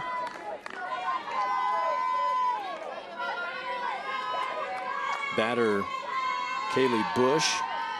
She was hit by a pitch her previous at-bat on a pinch hitting appearance, and she's 2 for 2 on hit by pitch. Kaylee Bush again hit by pitch. Leadoff runner aboard. They need 3 to tie it in the top of the 7th. The San Jose Sting, they'll take them any way they can get them. Well, maybe that's the strategy for keeping Bush in there. She's good at crowding the plate and just taking those pitches inside, which is where Simonek has been putting a lot of them. But another opportunity here for Sting in their last chance here in the 7th inning. They've got 3 outs remaining. That is the 4th hit by pitch of the game for the pitcher Logan Simonek. 2 of those to Kaylee Bush in just 2 plate appearances. Kaylee Bush once in the 5th inning, leading that off, and she ended up scoring. Megan Perrin ran for her that time. Now Perrin checked in as a hitter last inning, so Perrin can't run again. It's going to be Bush out there running. This ball popped foul out of play. Fan made the catch. Crowd always likes to make themselves feel better about, we could all do that. It's a unity thing. It's a group thing. If we catch one, we all win. And the fan catches a foul ball. It's not an out. Wouldn't that be fun if your fan caught the ball, then it counts for your team. Interactive fan experience. Make it a real group effort. Sarah Gare batting in the last spot in the order.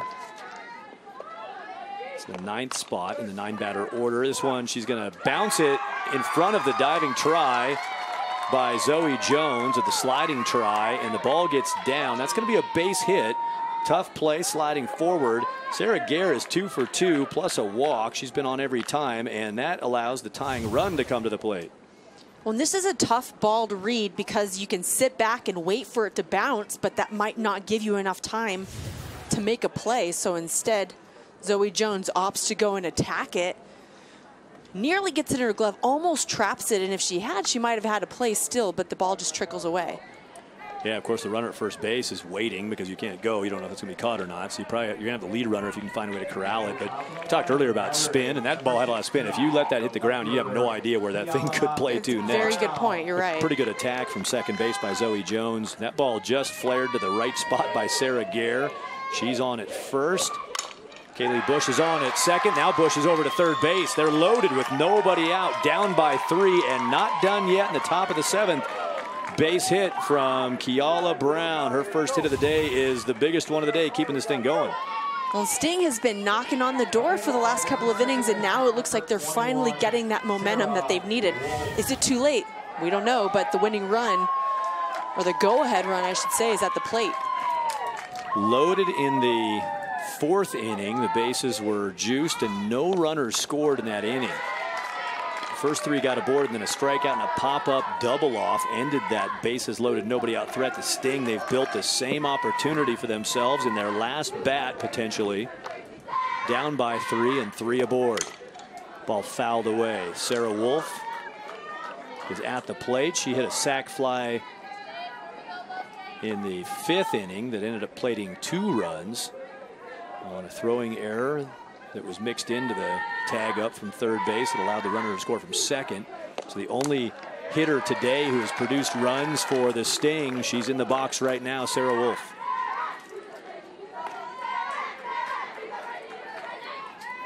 Oklahoma exclusive gold. Trying to clinch this championship. Off-speed strike, 49 miles per hour. 2-2 count. Enthusiasm and excitement and emotion from the fans obviously picking up in the 7th inning of a tight contest. That ball sails in, and that's an instinctive reaction to save your gourd, get the head out of the way, but probably on second thought, oh, I should have worn that off the helmet. Yeah, I don't think anybody really likes to stand in and get hit, especially when that ball's coming at your face, so I don't blame her. Full count pitch. Ball is drifted to center, fairly deep, running back, making the catch. Runner will tag from third and score. There's one of the 3 they needed. Big out for exclusive gold. 1 run in, the tag up and score by Kaylee Bush. 5-3 the score.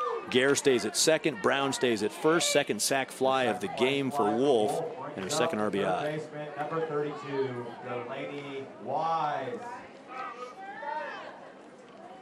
And a circle conversation now for Oklahoma exclusive gold 16U Hughes. Their head coach Damon Cochran joins the circle, and they were talking to us before the game about Don Hughes, who heads up the organization. They said our leader and founder puts countless hours into working with the players, get them to the next level. They want to make sure Don Hughes was thanked for his efforts. Damon Cochran right there on your screen. He's having a conversation that he hopes will be the last one in Reno, Tahoe with his team. And next thing they'll be doing is receiving first place awards. But they've got work to do here now. Just a 2-run margin. And the tying run is aboard at first. And good part of the order for San Jose Sting. Delaney Wiz, the number 3 batter, to be followed by the 4-hitter Lindsey Waljasper. Ray Young after that. 3, 4, 5 due up. You, Amanda, in your years, you've won championships. You won a gold medal in 2004 on the Olympic side. But this is a pretty big situation. Back in the 3rd inning of this one,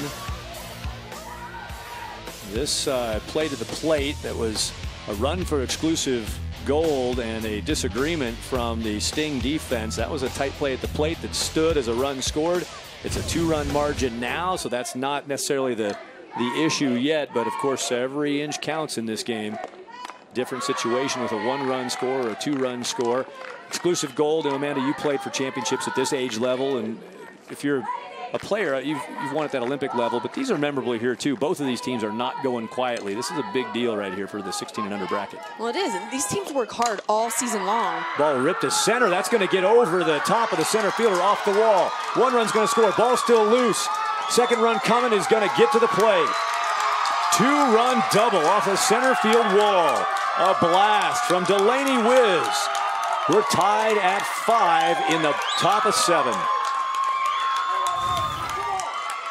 What a clutch performance by Wiz. Gets that ball down in the zone, and she just lifts it, drives it into deep center field. No doubt when this ball's off her bat, runners are going. You can see Brown scoring all the way from first base with that speed. Ties up the ball game. Sarah Gare got across the plate for the 4th run. Kiala Brown, the 5th run. That will be the end of the pitching performance by Logan Simonek, and tip of the cap to Logan Simonek. That's a tough way to go out, but Logan pitched a great game through the first 4 innings. She had nothing on the board against her, and Sting just staying at it. Simonek, she will give up the circle, but again, wow, it's impressive stuff against the other top team in this bracket. So for Oklahoma exclusive gold with Simonek coming out of the circle, they will make the move, change the look. Kylie Dodson, a 2018 high school grad, so she's finished up her freshman year of high school. Kylie Dodson from Mustang, Oklahoma, now warming up in the circle. Well, Dodson's going to give San Jose Sting a little bit of a different look. She throws in the high 50s, doesn't throw the ball very hard. Curveball, screwball, changeup's kind of her go-to. They're just hoping to get these last couple of outs to get their team in the dugout. Exclusive is.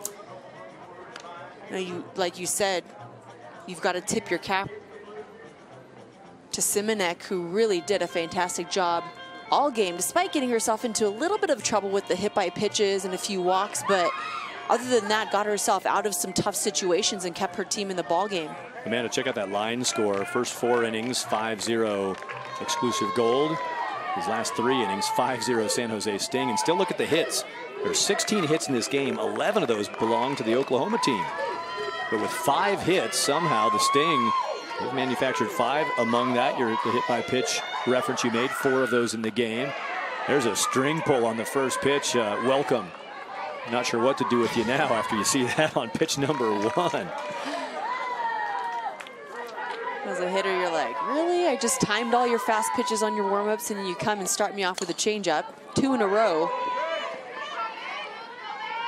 Kylie Dodson, the relief pitching duties.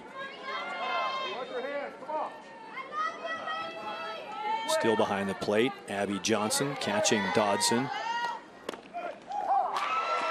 And there is a strikeout pitch, big pitch. Welcome to the game, welcome to the circle. Kylie Dodson doing great work for Exclusive Gold with a strikeout, 2 down. Well, that's exactly what your changeup will do for your faster pitches, even though Dodson doesn't throw really hard. 2 back-to-back changeups, and then she comes with that harder curveball on the outside corner. It's hard to adjust to those speeds. Now extending that outside corner, earning it by showing pitch control. Umpire will work with you a little bit if you show you're spotting the ball where your catcher's asking for it. And now she's got the Sting fishing.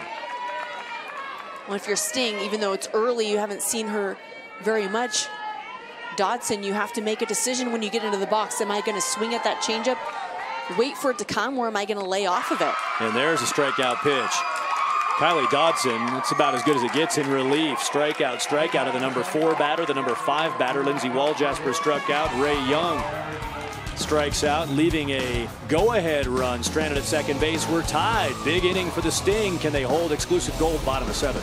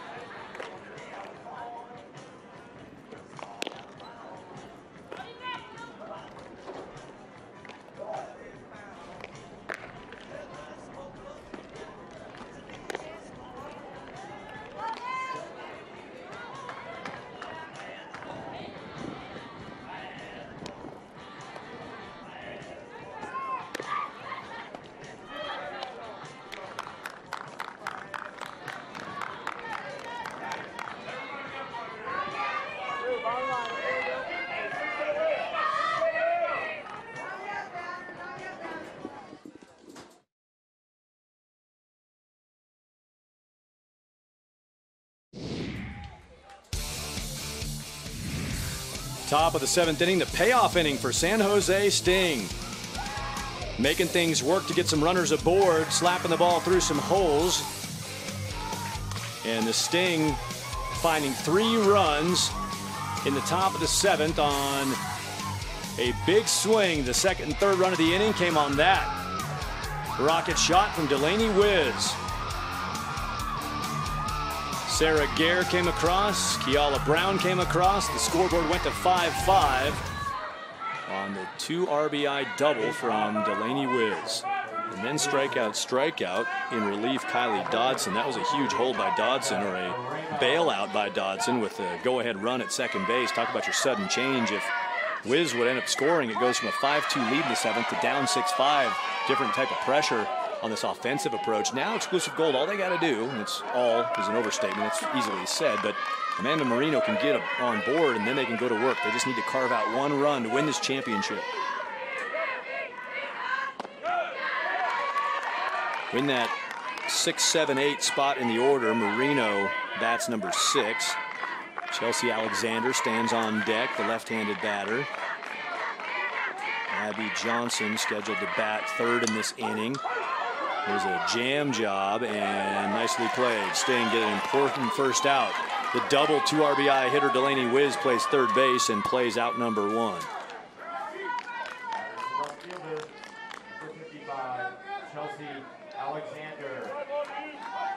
Chelsea Alexander reached on a fielder's choice and then flew out and grounded out in her day's work at the plate. 0 for 3 today, Alexander.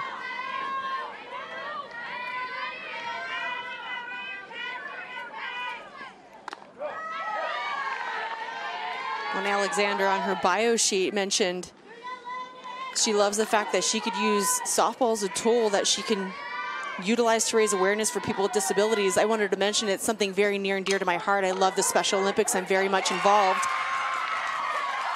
On base goes Chelsea Alexander with a ground ball to short. And I love when athletes have bigger ambitions than just this game. They have that that awareness, and they have their life in perspective. And I love the fact that she can look to an organization or see herself in this platform and use this opportunity to raise that awareness. Hobbies, loves playing with her brother and raising money for Special Olympics. And hope to be either a special ed teacher or a doctor in her future pursuits, career-wise. Chelsea Alexander. For the short-term future, she'd like to score the winning run at this championship game. She's on at first base. Abby Johnson, that is not a tattoo sleeve on her arm, by the way. It kind of almost sometimes looks like she's got the big sleeve of tattoos, but it's just the old arm sock.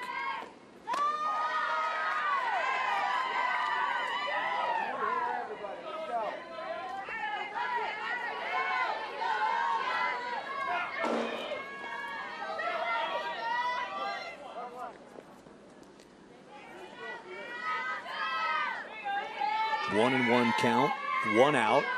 Championship winning run at first base. Foul ball launched off the side fence. That third baseline, I would not stand over there. We have seen a lot of hot shots. I wouldn't be there. Towards that dugout. Keep your head below that fence line. Whack-a-mole over there.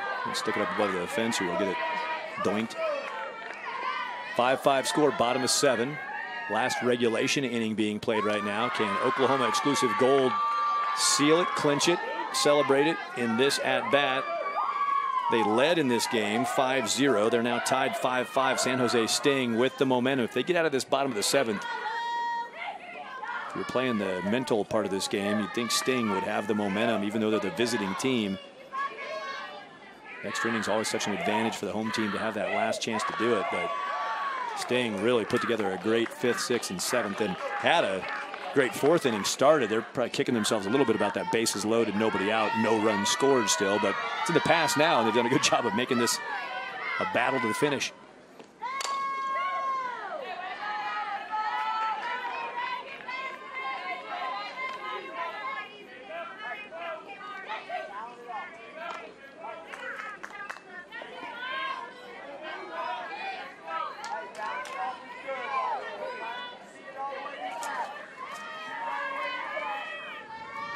Working her 7th inning, Lindsey Wall-Jasper. Trying to carry her team on to extra innings. Good at bat from Abby Johnson.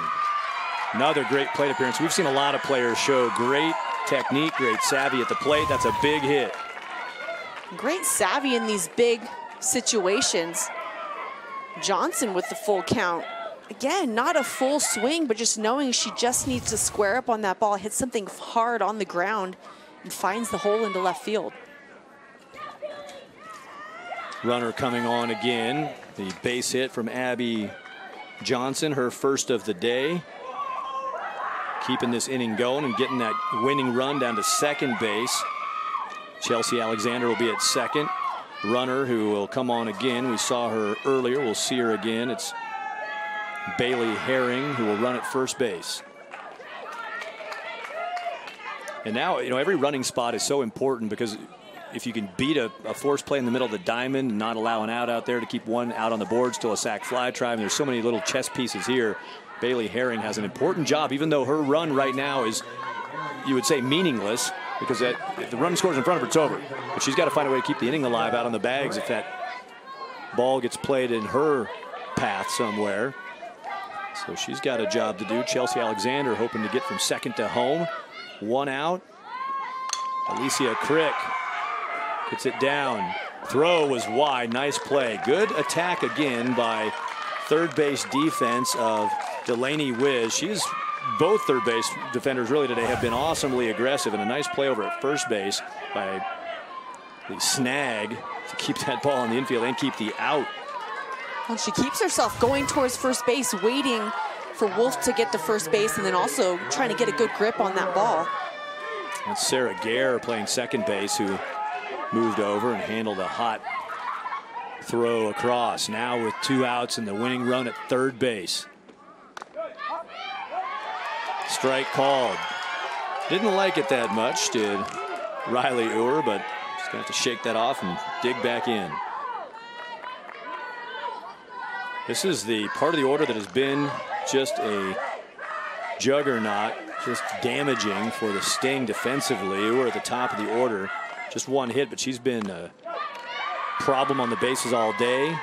Behind her, Zoe Jones, who's 3 for 4. Brewer singled her last time up. That was just last inning. Can she send everybody home and send the team in the blue tops home happiest?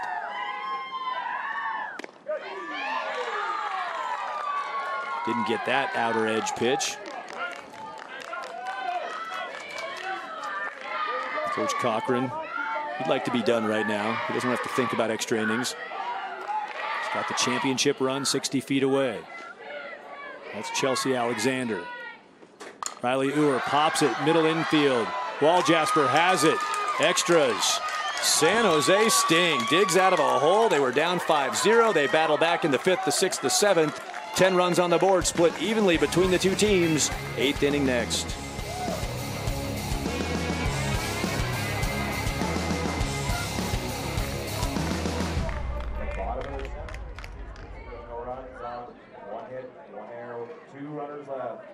We move to the top of the 8th with the score tied 5-5.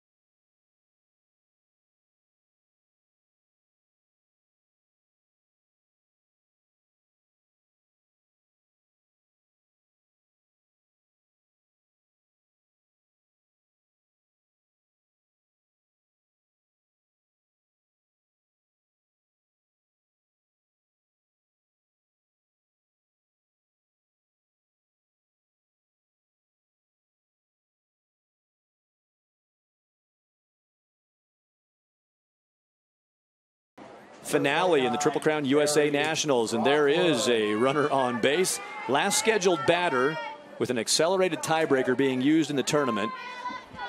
So a runner will start on second base only for San Jose Sting. The Oklahoma exclusive Gold, of course, will do the same thing when they bat, put a runner on two, and it's your last scheduled batter. So Ray Young, who moves well on the bases, she's at second.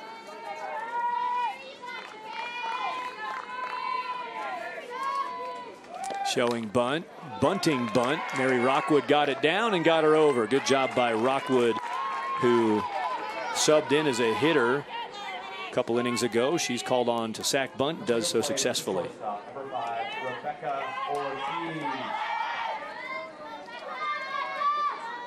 It's important really to score this run,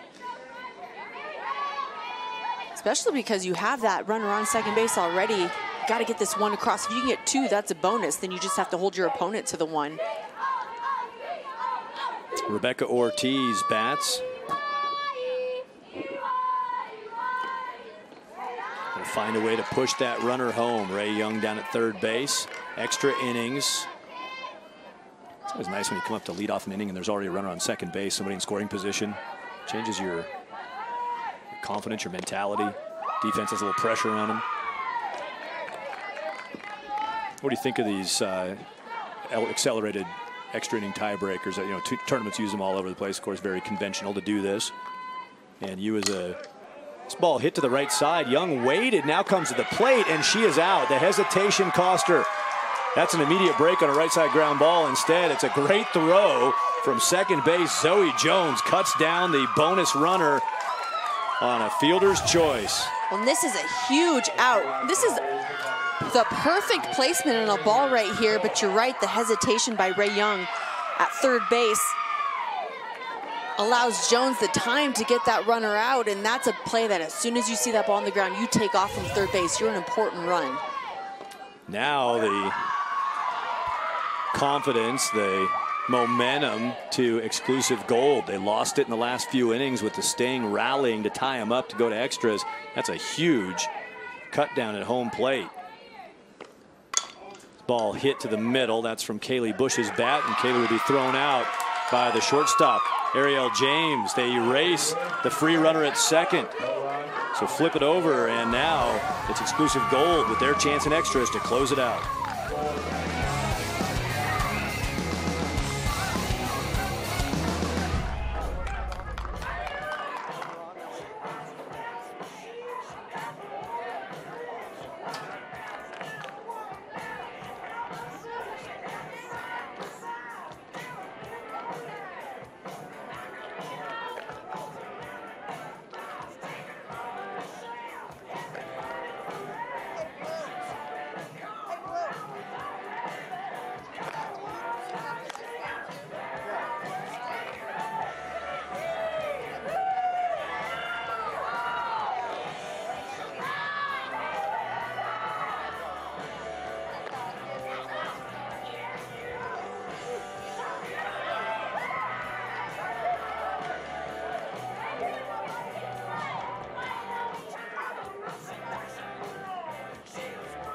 Play this way. Oh, yeah.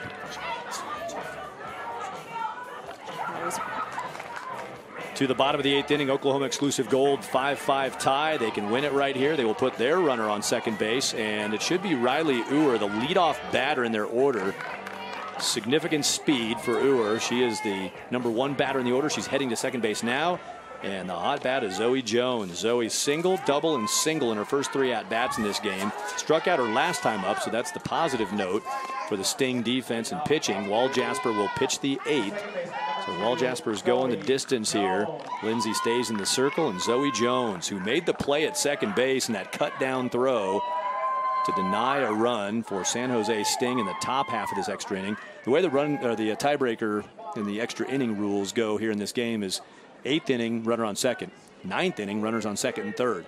10th inning, you load the bases, and any inning after the 10th, you load the bases. So it's an accelerated tiebreaker. Runner on second for this one, second, third for the 9th, and loaded for the 10th.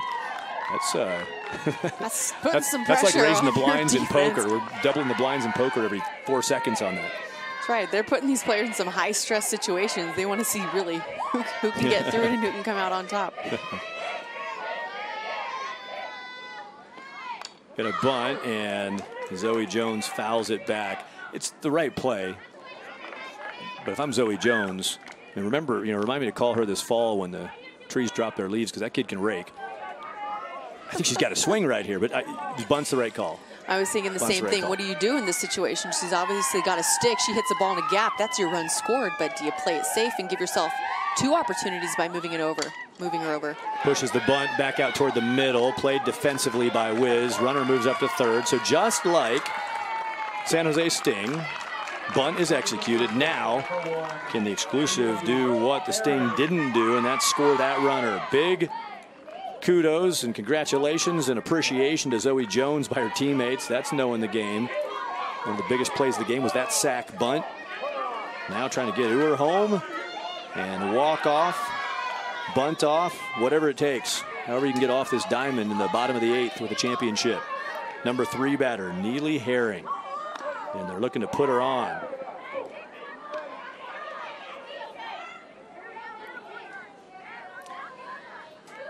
Last year in Georgia at the Triple Crown USA Nationals, Corona Angels squeezed in the championship clinching run over the East Cobb Bullets in a 5-4 exciting game. Angels squeezed home the game ender. It was a squeeze off. So that's almost an intentional walk wild pitch off right there.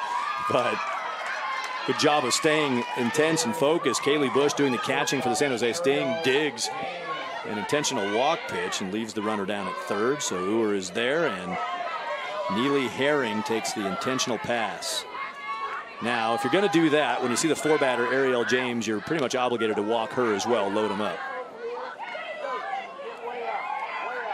This is really Sting's last opportunity here. Is they've got to shut down this offense. So they're going to load the bases up. They're going to create a force out at any base, and then just hope that they get ground balls on the infield. Runner takes the bag down to second, so Neely Herring now there. That pitch, I don't call that a strike. That had a little too much of the plate. And Ariel James was not poised to hit it, let it go by. That one's more where it's supposed to be, wide. Back-to-back intentional passes, load them up, and it's Kylie Dodson who steps in. Dodson, 0 for 3 today, has a sack bunt. She did bunt back in the 3rd inning. We've seen that once. Will we see a bunt try with a force at the plate? So it's tougher to execute offensively because all they need to do is get a step on the plate, not a tag. Bases full with 1 out, bottom of the 8th, Oklahoma exclusive goal.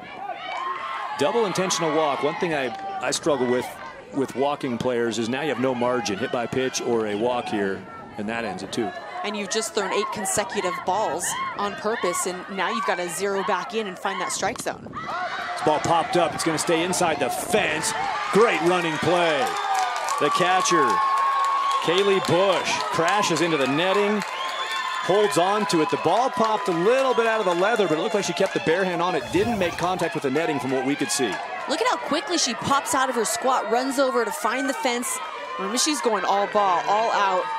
She secures that ball, throws herself into the fence, and that's a huge second out.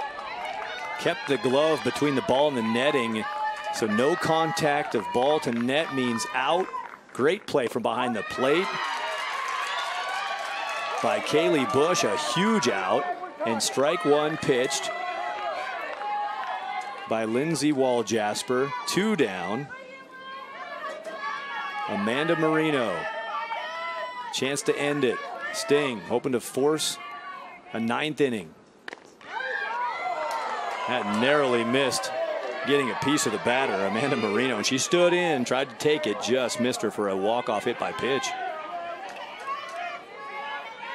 And you're absolutely right. There is no margin for error on the corners, on that inside corner, these right-handed hitters. Thinking bunt, and that is foul.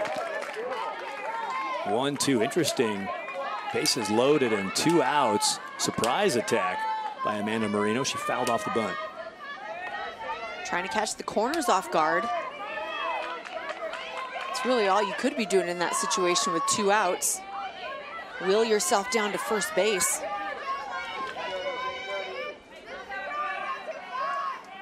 1-2 pitch, fouled away.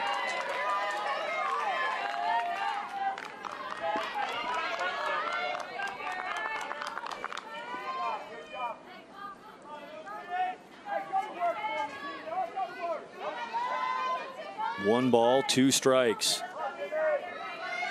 Oklahoma exclusive goal. They've got Amanda Marino in the box. Riley Uhr at third base represents the championship run. San Jose Sting, they've fended off trouble all day. Worked from behind, worked from a 5-run deficit.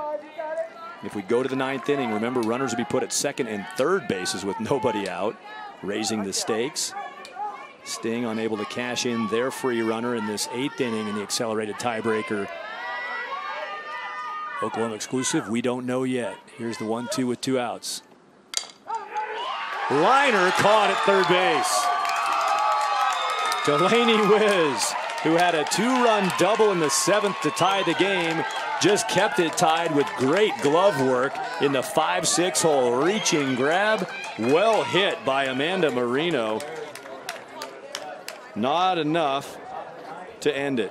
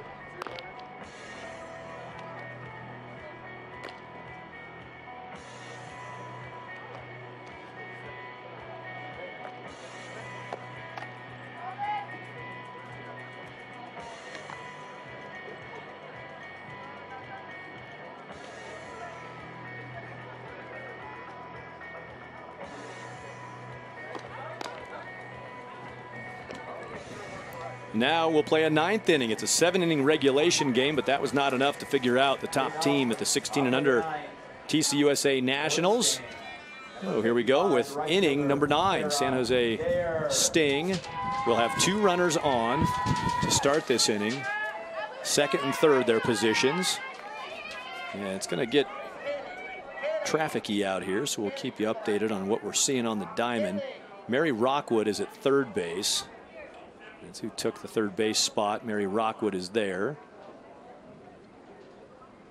And we should have Rebecca Ortiz. Yep, Ortiz, the shortstop, is out at second base. And that Kaylee Bush, I think, was a ground out. They're going to have to mix it up here a little bit. Yep, so there goes Kaylee Bush out to third base. That's where she'll start. And Rebecca Ortiz will be at second base. So there are your key players on the bags to start off the 9th inning. So it should be last scheduled batter to second, next to last scheduled batter to third. So I'm thinking they might flip-flop these runners as far as which bags they're on. Either way, it's going to be Sarah Gare who's scheduled to bat. She's currently standing at the box while they sort out the details. San Jose Sting coach Bob Perales double checking on things. He'll head back to the third base coaching box. Bob Perales handles third base, and Shanae Jones handles first base coaching duties for the Sting. They've got to be on their toes now. Every inch, every foot is going to count here. Shanae Jones, who mentioned earlier, the first base coach for San Jose Sting, she's looking down the line at her leadoff batter in the top of the 9th. It's the bottom of the order. Sarah Gare, last batter in the order. Gare steps in and takes the ball 1. Shanae Jones down there at first base. We said she played at Oklahoma, finished up in 2011, got her master's degree, graduated a Sooner, coaching for San Jose Sting against this Oklahoma-based team. And the entire team, the entire San Jose State team, or San Jose Sting team, wanted me to say of that player, of that coach right there, Shanae Jones. Pitch comes in for a strike. Shanae Jones, it was very important to the entire team that I made a point to say she's got a huge Draymond Green crush, NBA basketball player, Gold State. So we just want to make sure that Draymond Green is aware that Shanae Jones, she's out there. She'd be happy to chat with you at some point. The whole team got a pretty good laugh when one of the parents mentioned that. Here comes a sac fly try. Going to try tagging on that shallow fly ball. Out at the plate. Great throw from right field. That's a laser in. A shallow ball to try it. It was risky anyway, but it took a good throw, and they got the good throw. Rocket in for exclusive gold. Credit on the outfield assist, Alicia Crick. And this is a great throw. I'm wondering if the discussion at home plate is about whether or not the plate was being blocked before the ball made it in. Runner left on time. Start to go into her squat as the ball is coming. No room to get through. That's a very close play.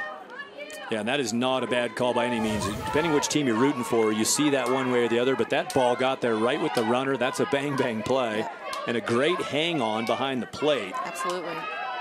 Nice play by Abby Johnson, the catcher, to hang on. You're getting contact right at the time of, you're getting physical contact from the runner right at the time the ball's making contact with the glove, and Johnson digs in, finishes that out. And again, the big outs at the plate. Sting thrown out at the plate in the 8th, trying to score on an infield ground ball on a late break from third. Now thrown out the plate, trying to tag on a shallow fly to right. And Alicia Crick delivers a strike to the plate. Runner did tag from second to third, so that runner still down there available. Rebecca Ortiz, she moved while the play was unfolding at the plate. Kiala Brown singled and scored her last time up. That was the last run scored by San Jose Sting, the 5th run that went on the board to tie this thing up. This ball popped mid-range center, and exclusive goal. They've done it again.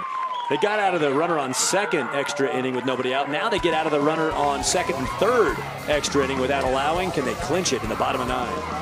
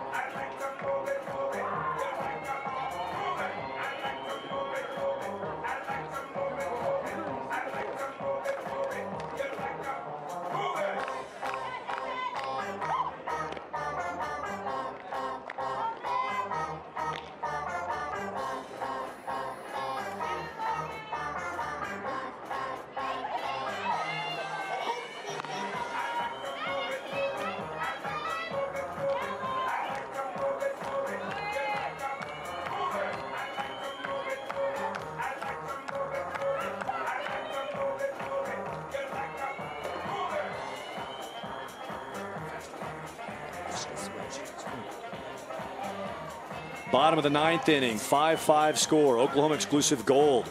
Defensively in the 8th and the 9th, cut down a run at the plate. Close plays. Both look like solid calls. Now they have their turn with runners at 2nd and 3rd and nobody out in this accelerated tiebreaker. Exclusive gold, chance to close it out.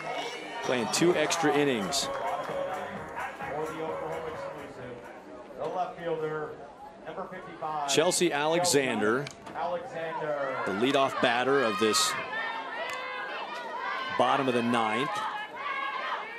So that would mean Amanda Marino and Kylie Dodson would be the runners. And we were debating this during the commercial break. Amanda, you weren't a huge fan of the walk to load him up. Our producer Marty Tarr was voting walk. It's debatable either way. Now you have no margin with a walk or a hit by pitch, of course, but now you do have the force at the plate after an intentional pass. And this strategy did work last inning for San Jose Sting, the intentional walk strategy. Yep, so they're going to go right back to it again. And exclusive gold just needs this 1 run to cross the plate. So whether they have the bases loaded, they just need that just far enough sacrifice fly to the outfield or a well-placed infield ground ball. Amanda Marino, the number 48, she's out there at 2nd base. She's actually tipping off the pitches on the intentional walk. That's committing to helping her teammates. She's letting her know, hey, they're setting up outside. Don't worry, they're going to throw it out on you.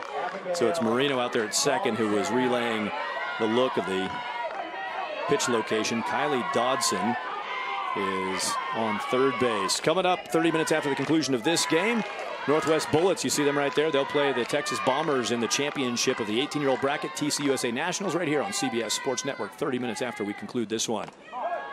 Pitch down and out, misses to Abby Johnson. Abby singled her last time up. She's 1 for 4 today and has a chance right here to close it out. You get a couple chances to squeeze if you want it. You got forces everywhere now. 1 run in, ends it. Championship awaits Oklahoma exclusive gold. That ball nearly got a piece of the batter, Abby Johnson. She just narrowly missed hit by pitch RBI. 2-0 count now. Need a strike in the zone here from Lindsey Waljasper, and a timeout taken and a conversation in the circle. Well, 2-0, you don't have any options with this hitter. Now that you've loaded the bases, you have to go right at. Conversation in the circle, I'm sure, as regards to pitch location, be ready on a certain side of the field. Let's try and roll up a ground ball. Our only play is at home. Outfielders playing not terribly shallow, but of course they've got to be shallow enough to catch it and get it to the plate. All priorities are straight to home defensively here. The runners at 1st and 2nd don't matter much except for avoiding force outs out there if that would come into play with 2 down. But right now you can't take it out anywhere else. You got to come to plate. Wind blowing. That's blowing across, by the way, from right to left, and the flags are whipping right now. Right to left is the strong wind. Now another time taken, and Perales is going to work his way back out. Kylie Dodson, by the way, for Oklahoma exclusive gold. She pitched in relief in the 7th and handled the 8th and 9th. Got a couple of strikeouts in the 7th to avoid her team going down in the top of the 7th. Looks like talking about a catching change here, probably some defensive changes. Trying to work, I'm sure, to the advantage with speed and arms, trying to make sure they've got everything they can defensively to get the ball in to the plate. It's Julia Lucas for the Sting, who started as catcher. She is coming back onto the field now. Kaylee Bush had been catching, and Lucas, the catcher, re-enters. And that's the most important spot on the field right now, the plate. It's a 2-0 count, so the pitches to the plate are critical, and everything else defensively to the plate, critical. All eyes and defense focused to home. Inside pitch, and deciding to take a hack at that one on a 2-0 count. Abby Johnson sends it foul. And again, another one of those pitches that it gets scary right in that line so close on the inside part of the plate. If Johnson decides to stand in, that's awfully close to hitting her. This would be David Blaine Houdini type stuff out here. That ball's got a lot of spin on it, coming to the plate and safe at the plate. We talked about spinning balls throughout this game. It's a spinning ball that is the ender for Oklahoma exclusive gold. They get enough to get it done. Abby Johnson spins one in the infield. To the plate comes the play. And safe at the plate for the win is Kylie Dodson coming down from third. Congratulations to the champions of the Triple Crown USA Nationals 16-year-old bracket.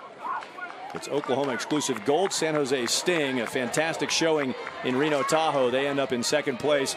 Well, that had a little bit of everything, Amanda, and we've got another one coming up, but two good teams on the field and a fun finish. I didn't think we would expect anything less out of a championship team with these two opponents going against each other, but you got to tip your cap to Oklahoma exclusive gold, who hung in there, thought they were going to take it in the 7th inning.